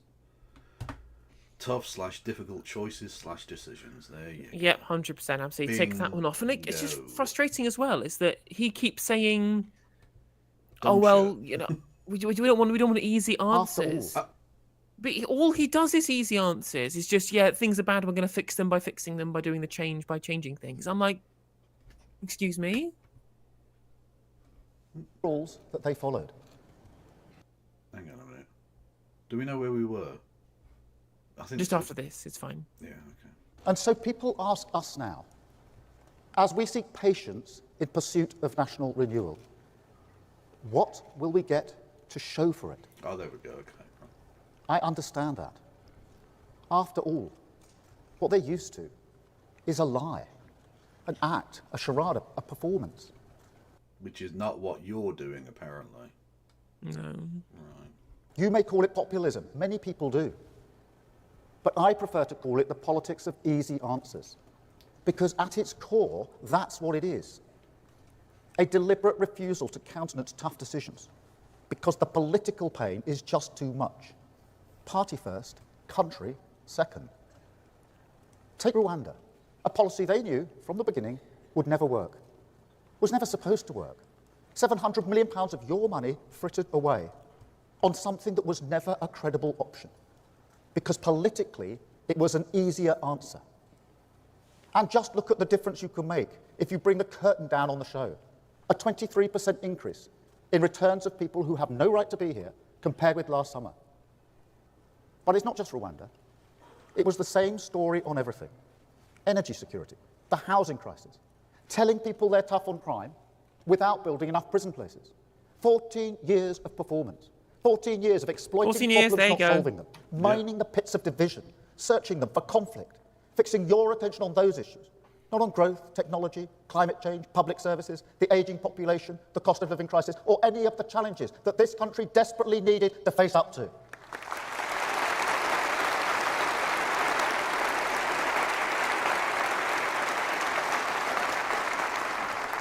Well, those challenges are still here, Conference, and we are facing up to them. But do not forget what they did, and do not let them attempt to shift the blame, because the state of our country is on them.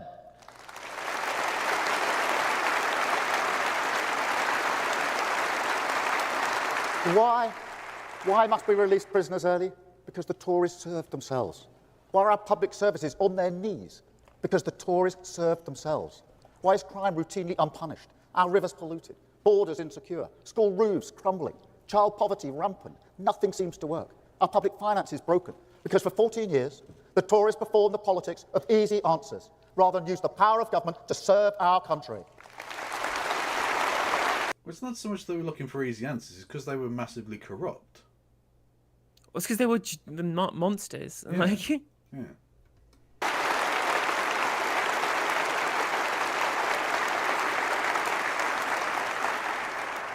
Yet still those wounds of trust must be healed. Still that question calls to us. What will we get to show for it?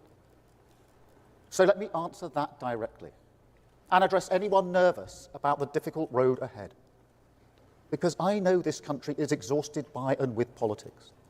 I know that the cost of living crisis drew a veil over the joy and wonder in our lives. They weren't when we had two leaders of the main parties who actually represented their voter base, at least somewhat. People were actually relatively enthused with politics. Exactly. For the first time in 30 years. I mean, we had 3 leaders actually across the country who were broadly incredibly popular with their respective bases. I mean, there was Johnson, there was Corbyn, and there was Sturgeon. Oh, yeah, of course, Sturgeon, yeah, absolutely. All of whom were hounded out. Although in the case of Sturgeon, yeah, okay, anyway. I mean, she to be fair, she's not being charged with anything. It's Peter Morell that was the problem. True. Actually, and Boris Johnson did deserve to lose. But anyway, it doesn't matter. And that people want respite and relief. May even have voted Labour for that reason. So first, let me be clear. Our project has not and never will change. I changed the Labour Party to restore it to the service of working people. Jesus fucking Christ, you said this! 1,000 times. I can't, it's only so long. I'm going to explode. I'm going to actually he said, let me be clear. combust. He said, let me be clear. Thank you, Stocky, for pointing that out. He did say, let me be clear. Okay, well, that gives me some respite from the anger. It's exactly what we will do for Britain. But I will not do it with easy answers. I will not do it with false hope. Not now, not ever. That's how we got here in the first place. So I know, after everything you've been through, how hard it is to hear a politician ask for more. But deep down, I think you also know that our country does need a long-term plan and that we can't turn back. The state of our country is real. Apparently there's bingo in your chat. Oh, yeah, absolutely. We've had bingos ages ago now. Loads of people got bingo. Oh. I'm sitting here fucking nowhere near. Well, there you go. However, I would also say this. This is a government of service. You've And already that said means, that. whether we agree or not, I will always treat you with the respect of candour, not the distraction of bluster. Motherfucker, again, we've spent the last week with you maybe trying to hide the fact that certain people have gotten certain amounts of money and all the rest of it. Look, again, you don't get to pretend to be honest. This isn't before the fucking election campaign where you get to pretend that you're going to do X, Y, and Z. You're not. You're just fucking not. Thank you, James Holmes, for gifting 5 memberships on the YouTube. Much love. Although I will just go and turn the thingy-majig so we don't get the noise 5 times. Much love. And the truth is that if we take tough long-term decisions now, if we stick to the driving purpose behind everything we do, higher economic growth, so living standards rise in every Grow the community, economy. our Grow the NHS economy. facing the future, waiting lists at your hospital, NHS fit for the future. safer streets in your community, stronger borders, more opportunities for your children, clean British energy powering your home, then that light at the end of this tunnel, that Britain that belongs to you, we get there much more quickly.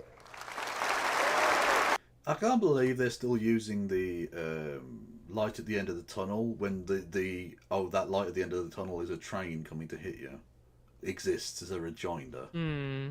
Although I suppose in Britain it couldn't be a rejoinder. The replacement bus service coming down the line. We don't have trains, so.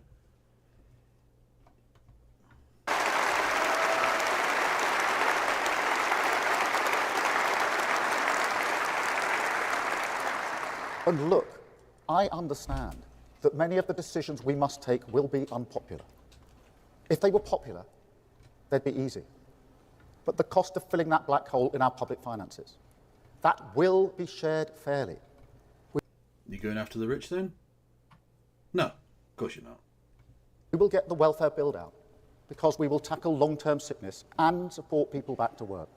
We will make every penny work for you because we will root out waste and go over tax avoiders. There'll be no stone left unturned, no innovation ignored, no return to Tory austerity. We will rebuild our public service, protect working... You have already returned to Tory austerity. No. It's not. It's shiny new Labour austerity. Shiny red austerity. The good austerity rather than the bad Tory austerity. True. People, and do this in a Labour way, and that is a promise. Do it in a Labour way. Literally said the thing. Yeah, it's labour austerity. It's fine. It's fine. I see through the veil. You do. You are the seer. You are the knower. You are the knower of Keith. The Keith Whisperer. I am a Keith Whisperer.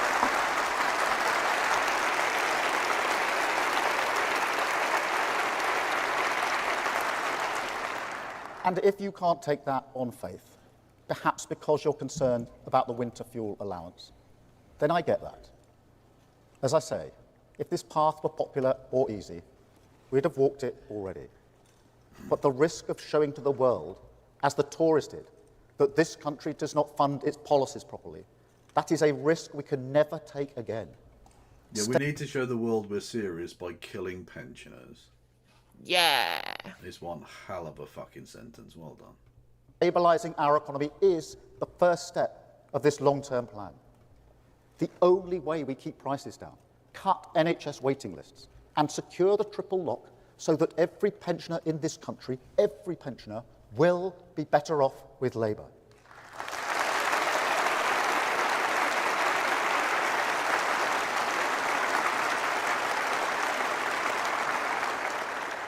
But more broadly, I also say this, that as we take on those massive challenges the Tories ignored, the time is long overdue for politicians to level with you about the trade-offs this country faces. Because if the last few years have shown us anything, it's that if you bury your head because things are difficult, your country goes backwards. So if we want justice to be served, some communities must live close to new prisons. If we want to maintain support for the welfare state... Okay, but how do you ensure that it's not just the same communities who always get shit on? Like, are you going to build a prison in Kensington and Chelsea? Oh, you fuck! Yeah. Then we will legislate to stop benefit fraud, do everything we can to tackle worklessness. If we want cheaper electricity, we need... Yeah, that's the only fucking thing. It's just go after benefits claimants. Yeah. That's the only fucking solution he has to anything. It's He's a Tory. just David Cameron Mark II. Yeah, he's a Tory, yeah. need new pylons overground. Otherwise, the burden on taxpayers is too much. I'll pause 1 second, sorry. If we want... Dan Wilson asked, how do I use my Amazon Prime to give money to No Justice MTG via Twitch? Never felt so old. So if you go to twitch.tv/No Justice MTG, and then you need to link your Amazon Prime account to your Twitch account. Jim Speak, if you can drop the Prime Gaming link in chat. So essentially, if you click the link that someone's going to put in the Twitch chat for you, click that link, it'll then ask you it'll then get you to link your Twitch account to your Amazon Prime account. Then go back to Twitch, click subscribe, and then there'll be a little tick box for you to say use Prime sub, and that's how you do it. Yes. home ownership to be a credible aspiration for our children, then every community has a duty to contribute to that purpose. Yep, yep. If we want to tackle illegal migration seriously, we can't pretend that there's a magical process that allows you to return people here unlawfully without accepting that process will also grant some people asylum.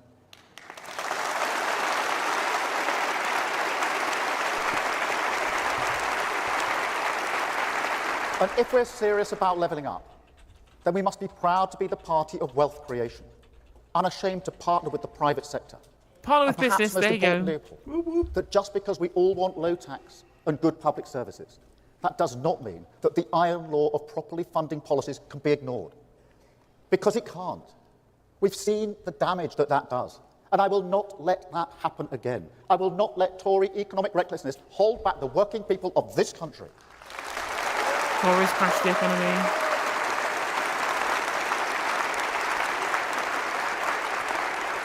And let me tell you something else I won't let happen. I will never let a minority of violent, racist thugs terrorise our communities.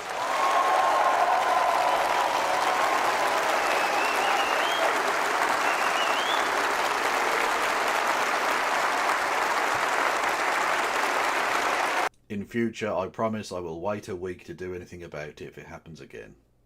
I promise I will. I might even not go on holiday this time. Who knows?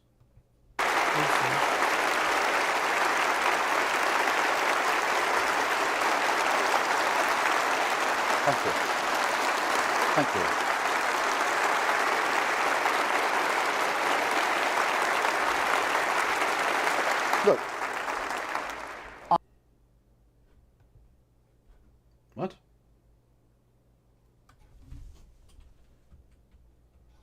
talented, who are desperate to work and contribute to their community.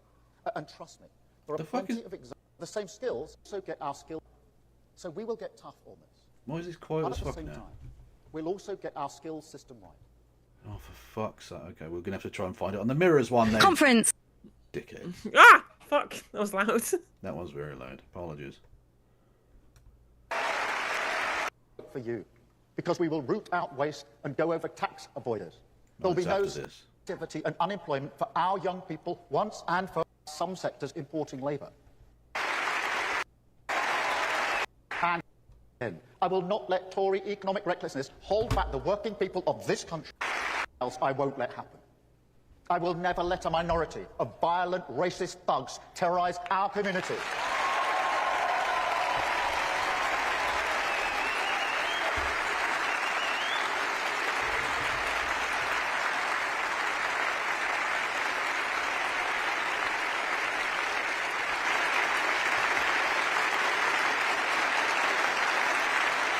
Thank you. Thank you. Now, I could have skipped through this, but I need everyone to understand how supine and pathetic and just spineless these creatures are by giving this man a round of applause for saying basic shit. Yeah. Look, I have always accepted that concerns about immigration are legitimate. It is, as point of fact, the policy of this government to reduce both net migration and our economic dependency upon it. But I you have just never literally thought we said should be relaxed earlier, about some we have an ageing population. Yeah. Do you want to fix the problem with our ageing population by getting rid of the solution? No, by forcing young people to fuck. True. It's the only answer. Sectors importing labour, when there are millions of young people, ambitious and highly talented, who are desperate to work and contribute to their community. And trust me, there are plenty of examples of apprenticeship starts going down at the very same time that visa application for the same skills are going up. So we will get tough on this. But at the same time, we'll also get our skills system right. We've got to give businesses more flexibility to adapt to real training needs. And also unlock the pride, the ambition, the pull of the badge on the shirt that young people feel when building a future, not just for themselves, but for their community. The pull of the badge or the shirt? What the fuck does that mean? Beats me. So we will introduce new foundation apprenticeships, rebalance funding in our training system back to young people, align that with what businesses really need. The first step to a youth guarantee not what people that will need. eradicate inactivity and unemployment for our young people once. Again, not what people need, what businesses need. That's all he cares about. Yeah. And again, he's saying we will eradicate worklessness for our young people. And I'm just like, so again, just young people are the problem because they're all skivers, all right? Yeah. And for all. And having their jobs taken by immigrants.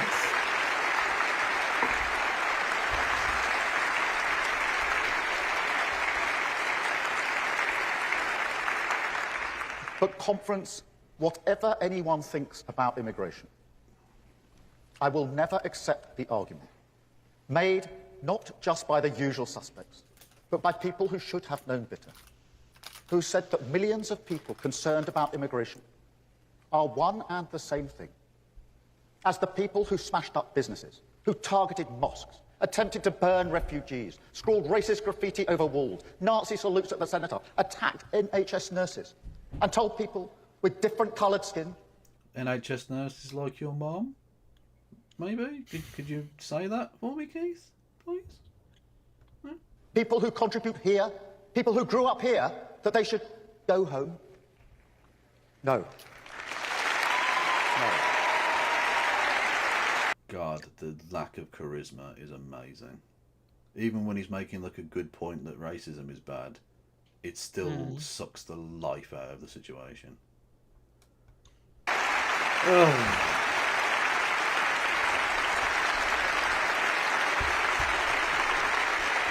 No conflict.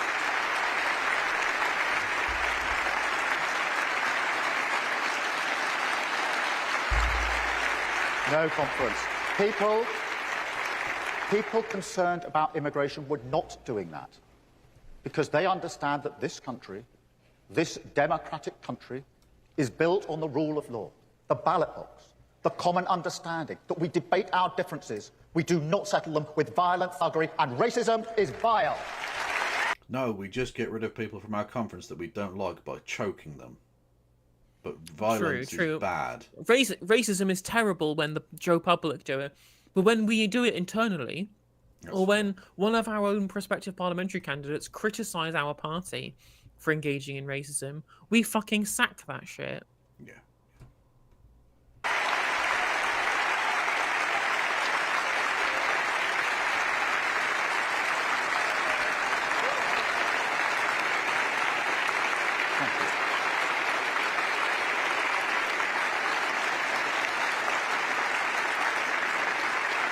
And conference, so to those who equivocate about this, I simply say the country sees you and it rejects you. And to those who say that the only way to love your country is to hate your neighbour because they look different, I say not only do we reject you, we know that you will never win because the British values we stand for, not just the rule of law, but a love for this country and our neighbours, the respect for difference under the same flag, that is stronger than bricks, and you know it. It's what you cannot stand about our country, our reasonable, tolerant country, but it's absolutely who we are. That was almost a worthwhile thing he said there. I mean, it's true, and it's also true. That is what we are.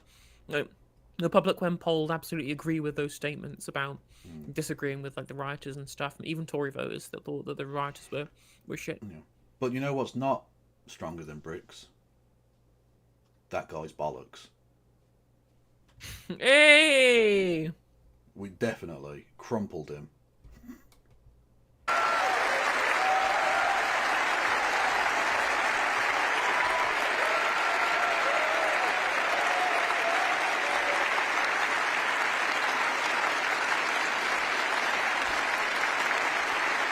No conference. The debate is not about the worth of migrants. That is toxic, and we must move beyond it. It's about control of migration. It's always been about control. That is what people have voted for time and again. You have control of migration. They weren't just ignored after Brexit. What they want is less migration. Yeah, exactly. Yeah. So when you say things like, we've lost control of the borders. I mean, no, we have control of the borders. People who come here as legal migrants, they have fucking visas to do so. That's a controlled border. Yeah. People who cross the border via irregular means are doing so under conventions that we not just signed up to, but helped draft as a member of the United Nations, right? That is a controlled border. We are deciding how people get in. Yeah, if it was uncontrolled, why are people taking dinghies across the fucking channel? Yeah. Why wouldn't they just take the tunnel? Yeah. You know, why wouldn't they just fly here? Be a lot cheaper as well than paying gangs of people to smuggle them onto a raft covered in bubble wrap. Like, what the fuck? Exactly. Exact opposite. An immigration system deliberately reformed to reduce control. Because in the end, they are the party of the uncontrolled market. Now, don't get me wrong. Markets are dynamic. Competition is a vital life force in our economy. This is a Labour Party proud to say that. We work hand in hand with business. But markets don't give you control. That's almost literally their point. So if you want a country with more control, if you want the great forces that affect your community to be better managed, whether that's migration, climate change, law and order, or security at work, then that does mean more decisive government. And that is a Labour government.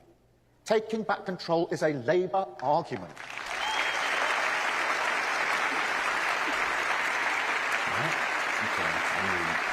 If only you backed that up with anything, that would be nice.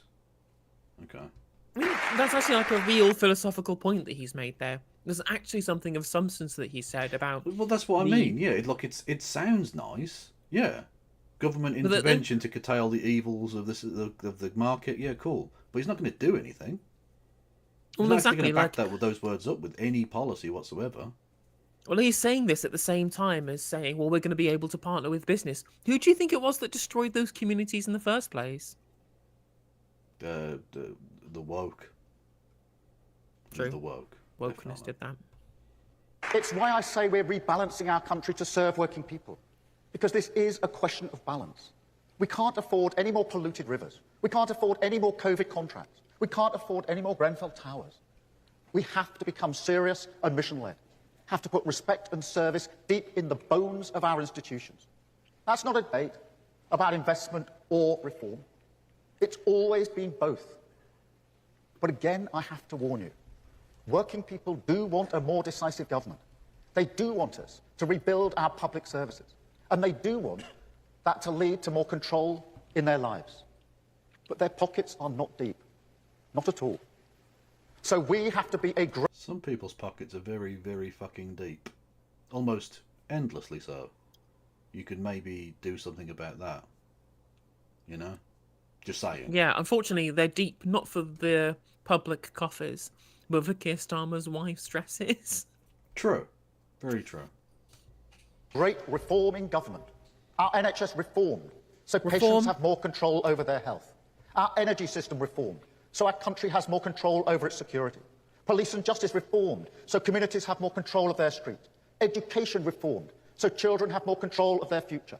And our economy reformed, with the unique force that is economic growth, giving every community the breathing space, the calm, the control, to focus on the little things they love in life, not the anxiety and insecurity we have now.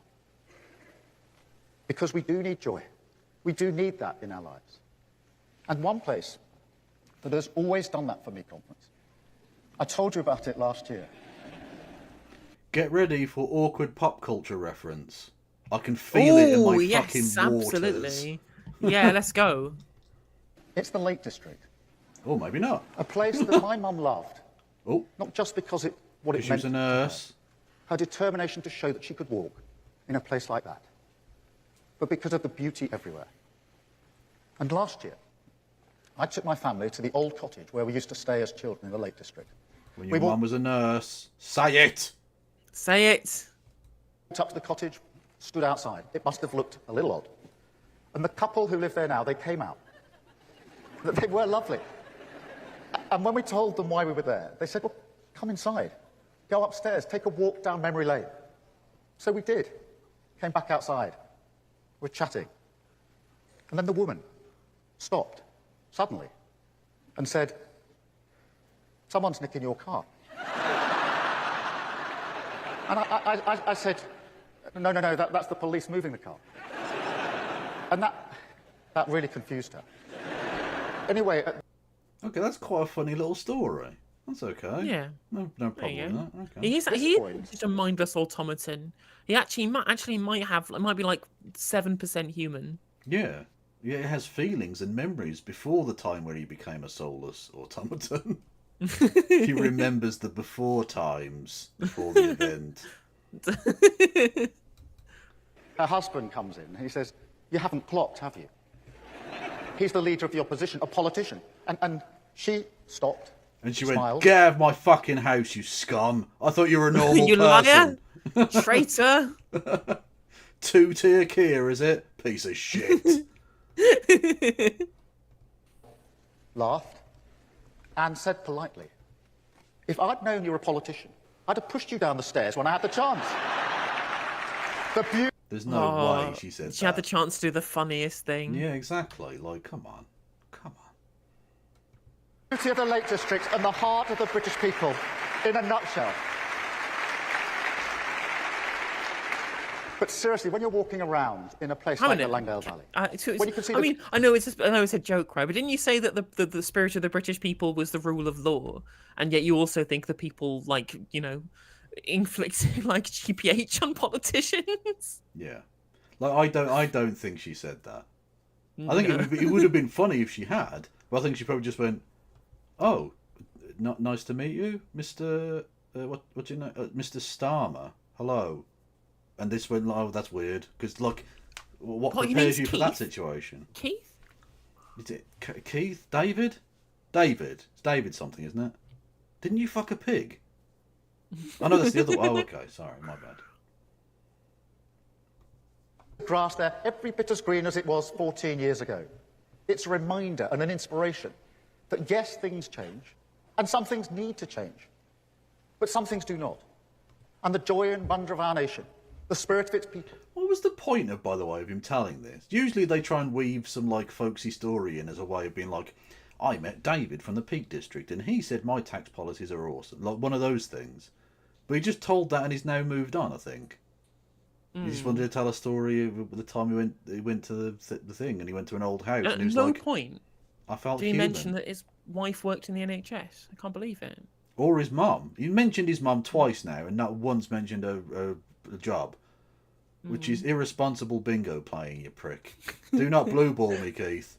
The cleaners, the drivers, small business owners, teachers, teaching assistants, the people who came out and cleaned the streets, the brickies who rebuilt the broken walls in Southport, the backbone of this country. They are just as resilient as they were 14 years ago. And no matter what loudmouths say on social media, their values are the same. They're failures, though, didn't you know? People on Twitter told me that unless they become lawyers or political advisors, they're failed and they're not aspirational enough. Yeah. Exactly. And again, like, this is good rhetoric, but where are they in your cabinet? No, they're too busy doing real work. What are you talking about? Yeah. You only become a cabinet member by schmoozing. Did they go? Did they go to the right cocktail parties? Did they even go to Lord Blah-de-Blah's summer gatherings? No, I don't think they did. Yeah. Spectator garden party. So we will turn our collar up and face the storm. We will rise above the challenges that we've inherited. Because this is a country with fairness in the water, that believes in justice, and that wants... No, there's plenty in the water. It's not fairness. It carries cholera. working people to be respected.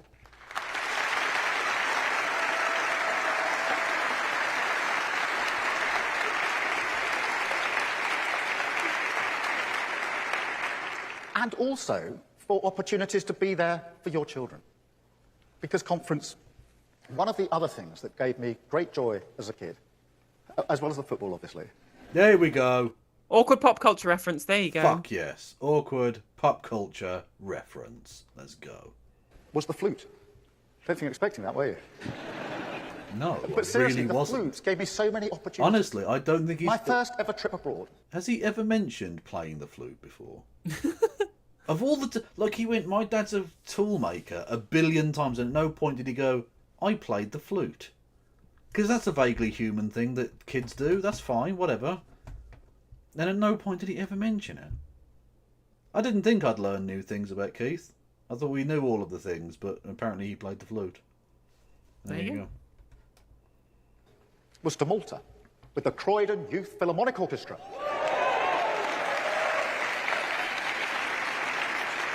And I'm sure everyone here will know the feeling of being drawn in by music, getting lost in something bigger than yourself, or being moved. Keith, stop it. You're starting to sound like a human now, and I don't like it. Scary, It's isn't it? it's very unsettling for me. Can you go back to, like, the real you? Jesus. By a book, a painting, a play.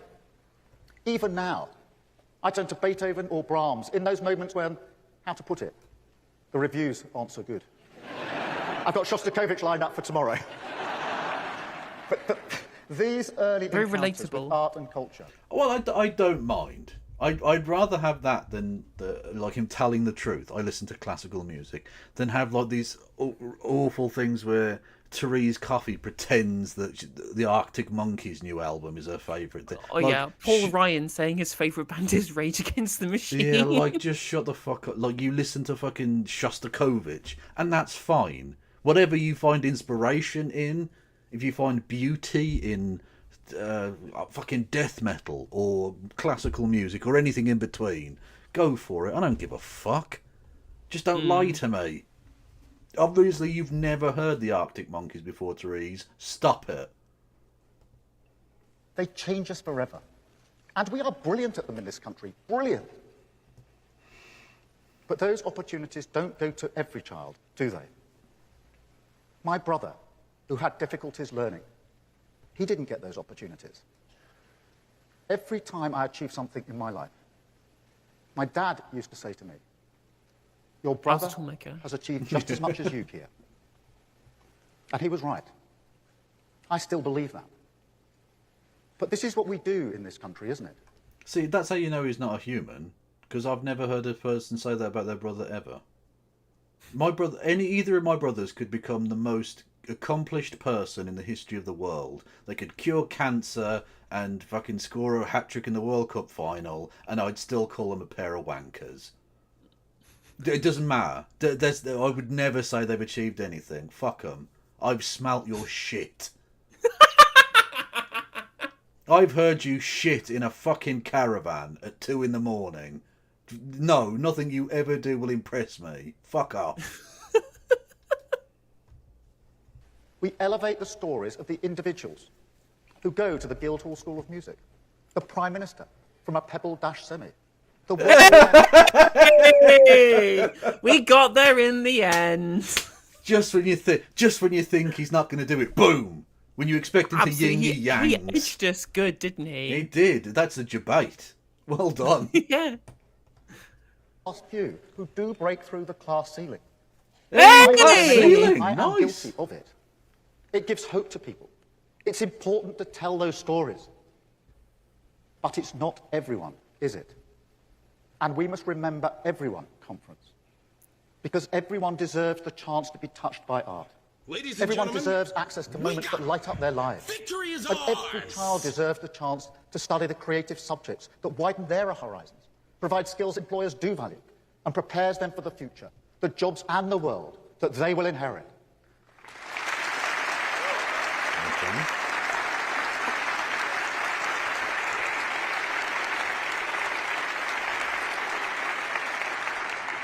But more than that, every child, every person, deserves to be respected for the contribution they make.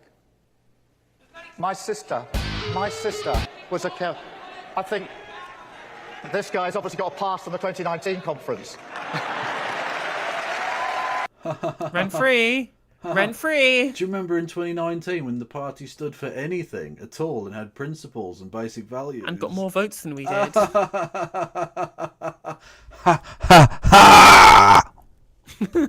Prick. Oh, honest to God, it's embarrassing. That's What did he put even there. say? They're saying something like "stop selling arms to Israel" or something, aren't they? Yeah. And they get manhandled out of the thing. Of course they do. We changed the party. Now we don't care about international law at all and are happy to engage in genocide. Yippee!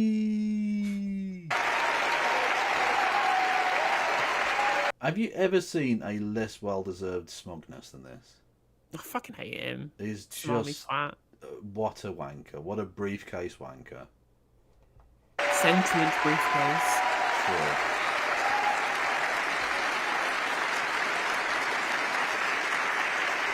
And I want to ask you, the people clapping this, do you know what you're clapping here? Do you know what you're celebrating?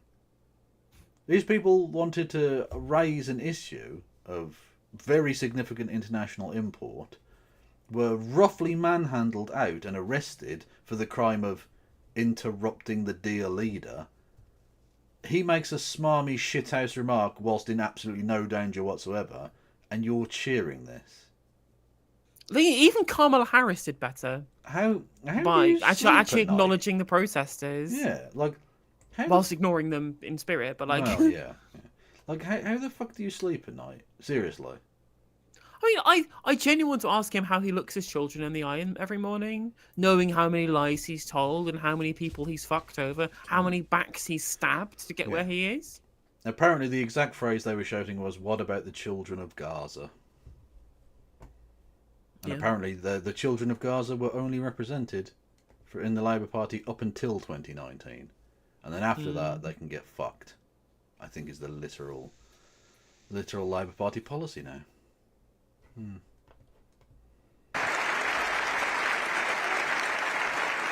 While he's been protesting, we've been changing the party. That's why we've got a Labour government. Yeah, you sold Well, yourself out. they're protesting you. Yeah. You're the government. You're the one with the crappy policy. Now you get protested against. That's the whole point. You are in government. You're supposed to answer to British people's interests and needs. And these people have things and interests and needs that you're not answering. This is the majority opinion of the British people on Gaza. Yeah. Indeed, sir.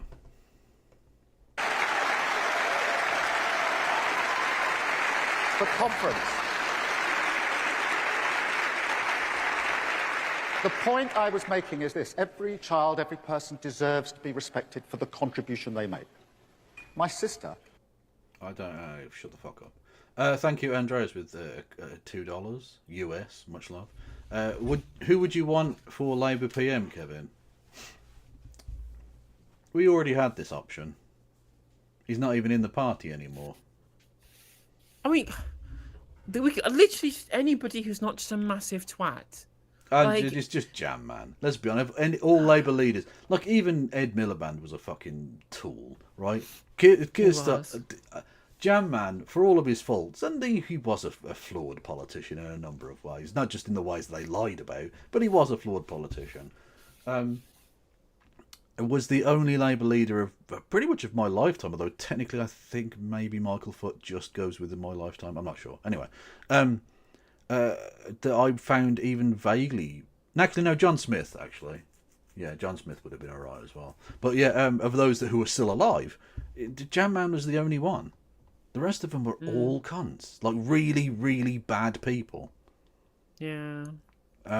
So yeah, Jeremy Corbyn. In terms of ones who are still in the party now, is there anyone left that would be good? I can't think of anyone, really.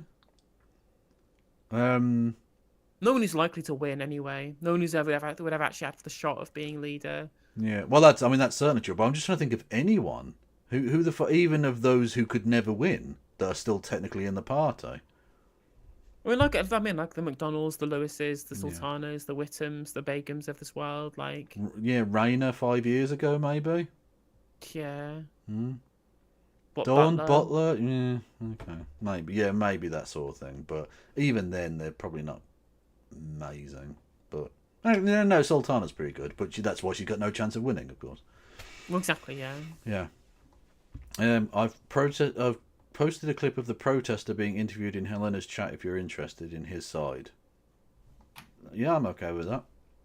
I'll pop that in the link so we can pop that on afterwards. Mm-hmm. Was a care worker in the pandemic. She is still a care worker. Work that surely by now we know. You can't mention that your sister's a care worker and not your mum. You're a bellend, mate. Is so important. I can't believe he's for the not playing future into the of this bingo. country. I know, it's So out of wouldn't it order. be great? Wouldn't? Yeah, Burnham would be okay, but he would need to become an MP first, of course. Yeah. Which, again, like if I was him, why would you bother? He's getting far more done as mayor of Liverpool and Manchester. He's from Liverpool, mayor of Manchester, than he ever has as a backbencher or even really a frontbencher.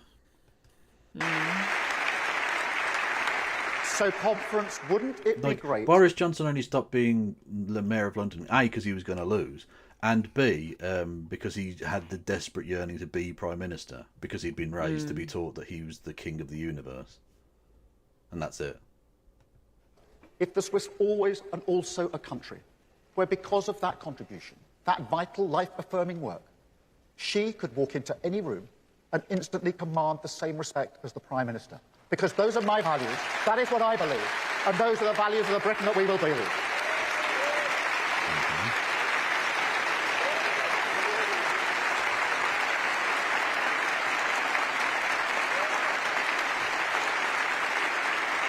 Yeah, to be fair, Andy Burnham did vote for the Iraq War. That is true.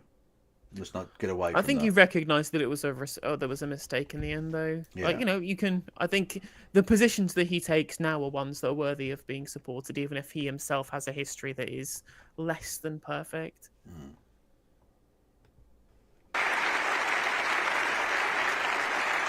What will people get to show for it?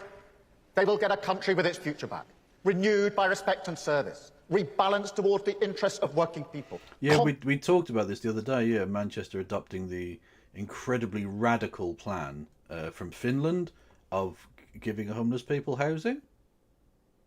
And that maybe will have an impact on reducing the number of homeless people, because they won't not have homes anymore. Yeah. Turns out the solution to the housing crisis was to build houses and put people in the houses. Crazy talk, I know. Whoa, the free market didn't solve the situation. No. Confident in its values and story, because together we took action. Millions who feel better off, without just being told they're better off by politicians. Going to the supermarket without a calculator, because the nation's numbers now add up. More money in their pocket to do the things they love. More faith in their public services, because once again, Labour rebuilt them. An NHS facing the future. More security and dignity at work. Town centres thriving. Streets safe. Borders controlled at last. Clean energy harnessed. Whoa, what do you mean borders controlled at last? Why are you playing into this bullshit? Like we don't have controlled borders. You fucking... Oh, God. Not a fan. Renewal, new homes, new towns, new hospitals, roads and schools, a new future for our children. That is what people will get, and mark my words, we will deliver it. People said we couldn't change the party, but we did. People said we wouldn't win. People said you couldn't make it into a neoliberal shithole again. Did they? When did that happen? Across Britain, but we did. People say we can't deliver national renewal, but we can and we will. We will stabilise our economy, clear out the Tory rot, fix the foundation and deliver the mandate of change. A Britain built to last, built with respect, built with pride, because together we have shown that Britain belongs to you. Thank you, Conference. Well, that was fucking nothing, wasn't it? Absolute waste of air. He is. Just really pathetic, pointless. Just a wanker, a briefcase in a suit in a briefcase. And I didn't even get fucking bingo. Neither did I. I was waiting. I had 4 in a row, right, waiting for world leading for like 75% of the fucking Me thing. too. I was waiting for world leading as well. Bastard. Oh. And he was never going to say no case for rejoining the EU, but I was waiting for that one as well. But, yeah. There you go. Fucked me, Kia, you piece of shit. Anyway, get rid of that. Don't need that anymore. Don't save. There we go. So, shall we take a look at... the entry protester, yeah? Yeah, the protester, upon release. They were caught and released like a stray cat. And, yeah.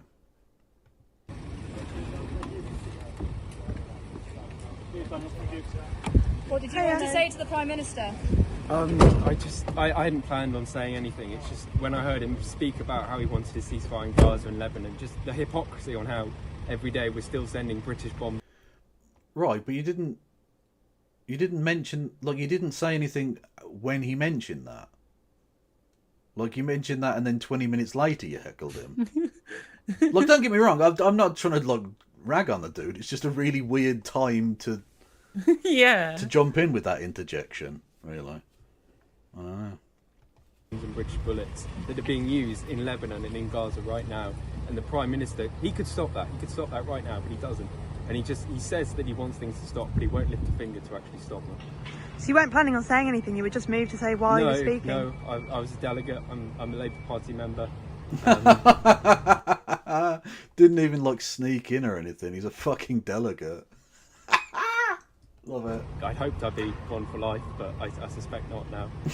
Yeah, you suspect correctly. What's happened and just a complete failure of the Labour Party. Like, the trot hunting unit aren't going to have to look very hard for you.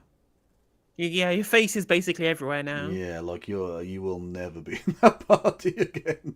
Yeah, he's just lost the whip. He did. Address it. It's just completely sickening. What more specifically do you want from them?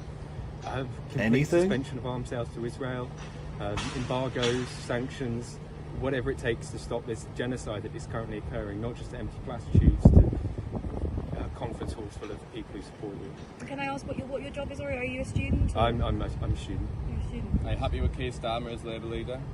Absolutely not, no.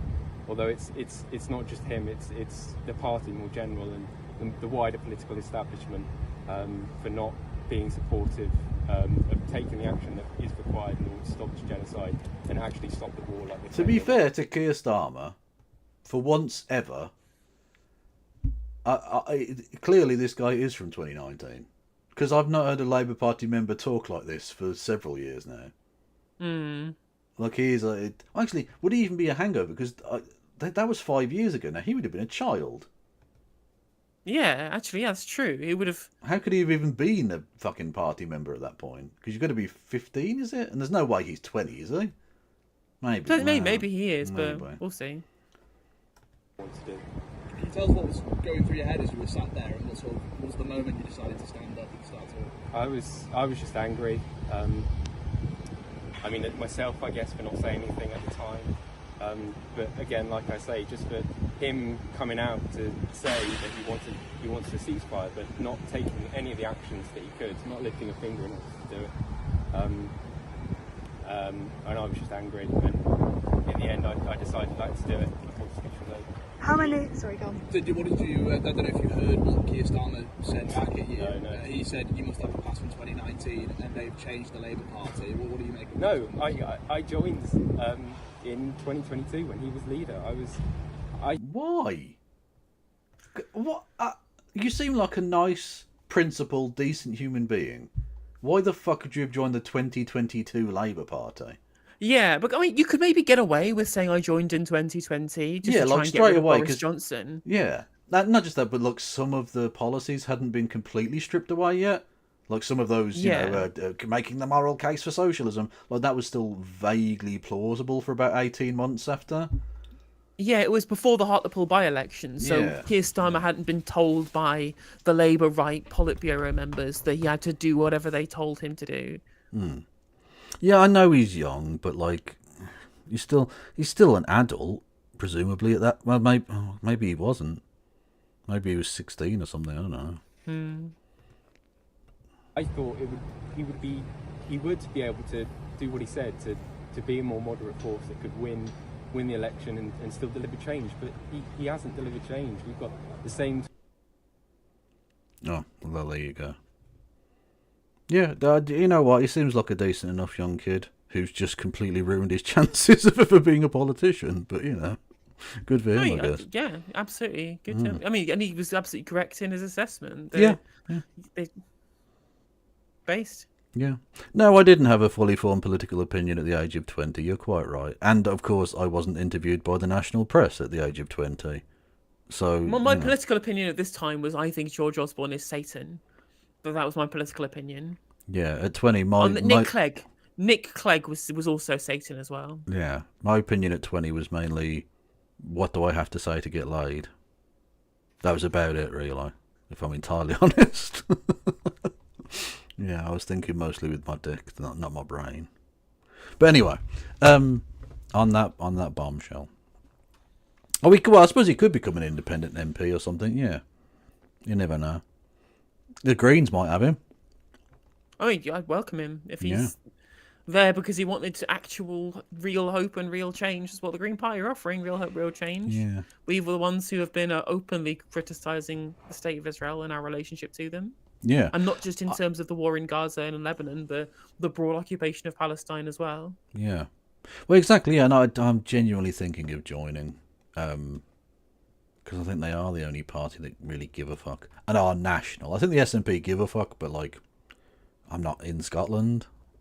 And even then, like the SNP they're better than Labour, of course, but they've got their issues and their problems in terms of how they've governed in Scotland. Whereas I feel like the Green Party just have exactly what I want to see in terms of policy outside of the weird NIMBY stuff. There is some weird NIMBY stuff, and there's definitely some turfery, although when it does pop up, they do slap it down pretty quickly, so I'll give them that. Oh, Ben says that you were looking at the teleprompter during Starmer's speech. Did it actually say sausages on the teleprompter, or did it say hostages? You know, you were there. You were at the conference. Like, if you were looking at the teleprompter, you can tell us whether or not somebody was playing a practical joke. Can I just ask, are you a member of the Labour Party then, my man? Or you look media or something? No, to me, yeah, Ben's a member of the Labour Party. He's in the London Labour. Oh, scum. Okay, cool. Don't forget, if you're scum, you can also come and follow me on Twitch and YouTube. Gaz asks, am I a socialist, communist, anarchist, or something else? I usually call myself a socialist, but the meme on the channel is that I'm literally a communist. Yeah, it did say hostages. Okay. Yeah, I used to just say socialist because that's generic enough. Well, that it doesn't really pin you down, but it gives a fair indication of where you're at. Like, yeah, we believe in the workers control the means of production, distribution, and exchange. There you go. like I'm open to other kind of add-on bits to that, really. But like, other than that, it's I'm less sort of concerned about whether I'm an anarcho-syndicalist or a whatever. I don't give a fuck about all of that. It's largely fart huffing, it seems to me. But there we go. Absolutely. Anyway, are you carrying on? Because I am not. No, it's late and I'm shattered. Similar. Yes. Do you have a rage recommendation? Do I? I don't have shit. No. I should do Joan Atoms again, I guess.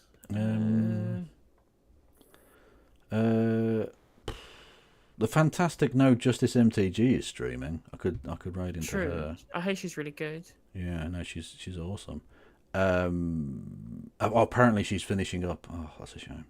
Do you know US? Sorry, I think this is funny. There were bits in the teleprompter that said "pause for cheers," and the audience didn't cheer, and it looked awkward for a second, which were hilarious. Again, the comms department absolutely killing it. USA hole is good. Yeah, USA hole sounds like an excellent idea. Lovely stuff. Go and say hello to USA hole. And on YouTube, I'm going to raid into Alec Gunter. Fair enough. Okie dokie. Everyone, go and follow KFLugan1875 on Twitch and @Ploppy111 over on YouTube. And go and follow No Justice MTG on all of the platforms. That's it. Take care, stay safe, and of course, free Palestine. Free Palestine. We'll see you tomorrow. Bye. Bye.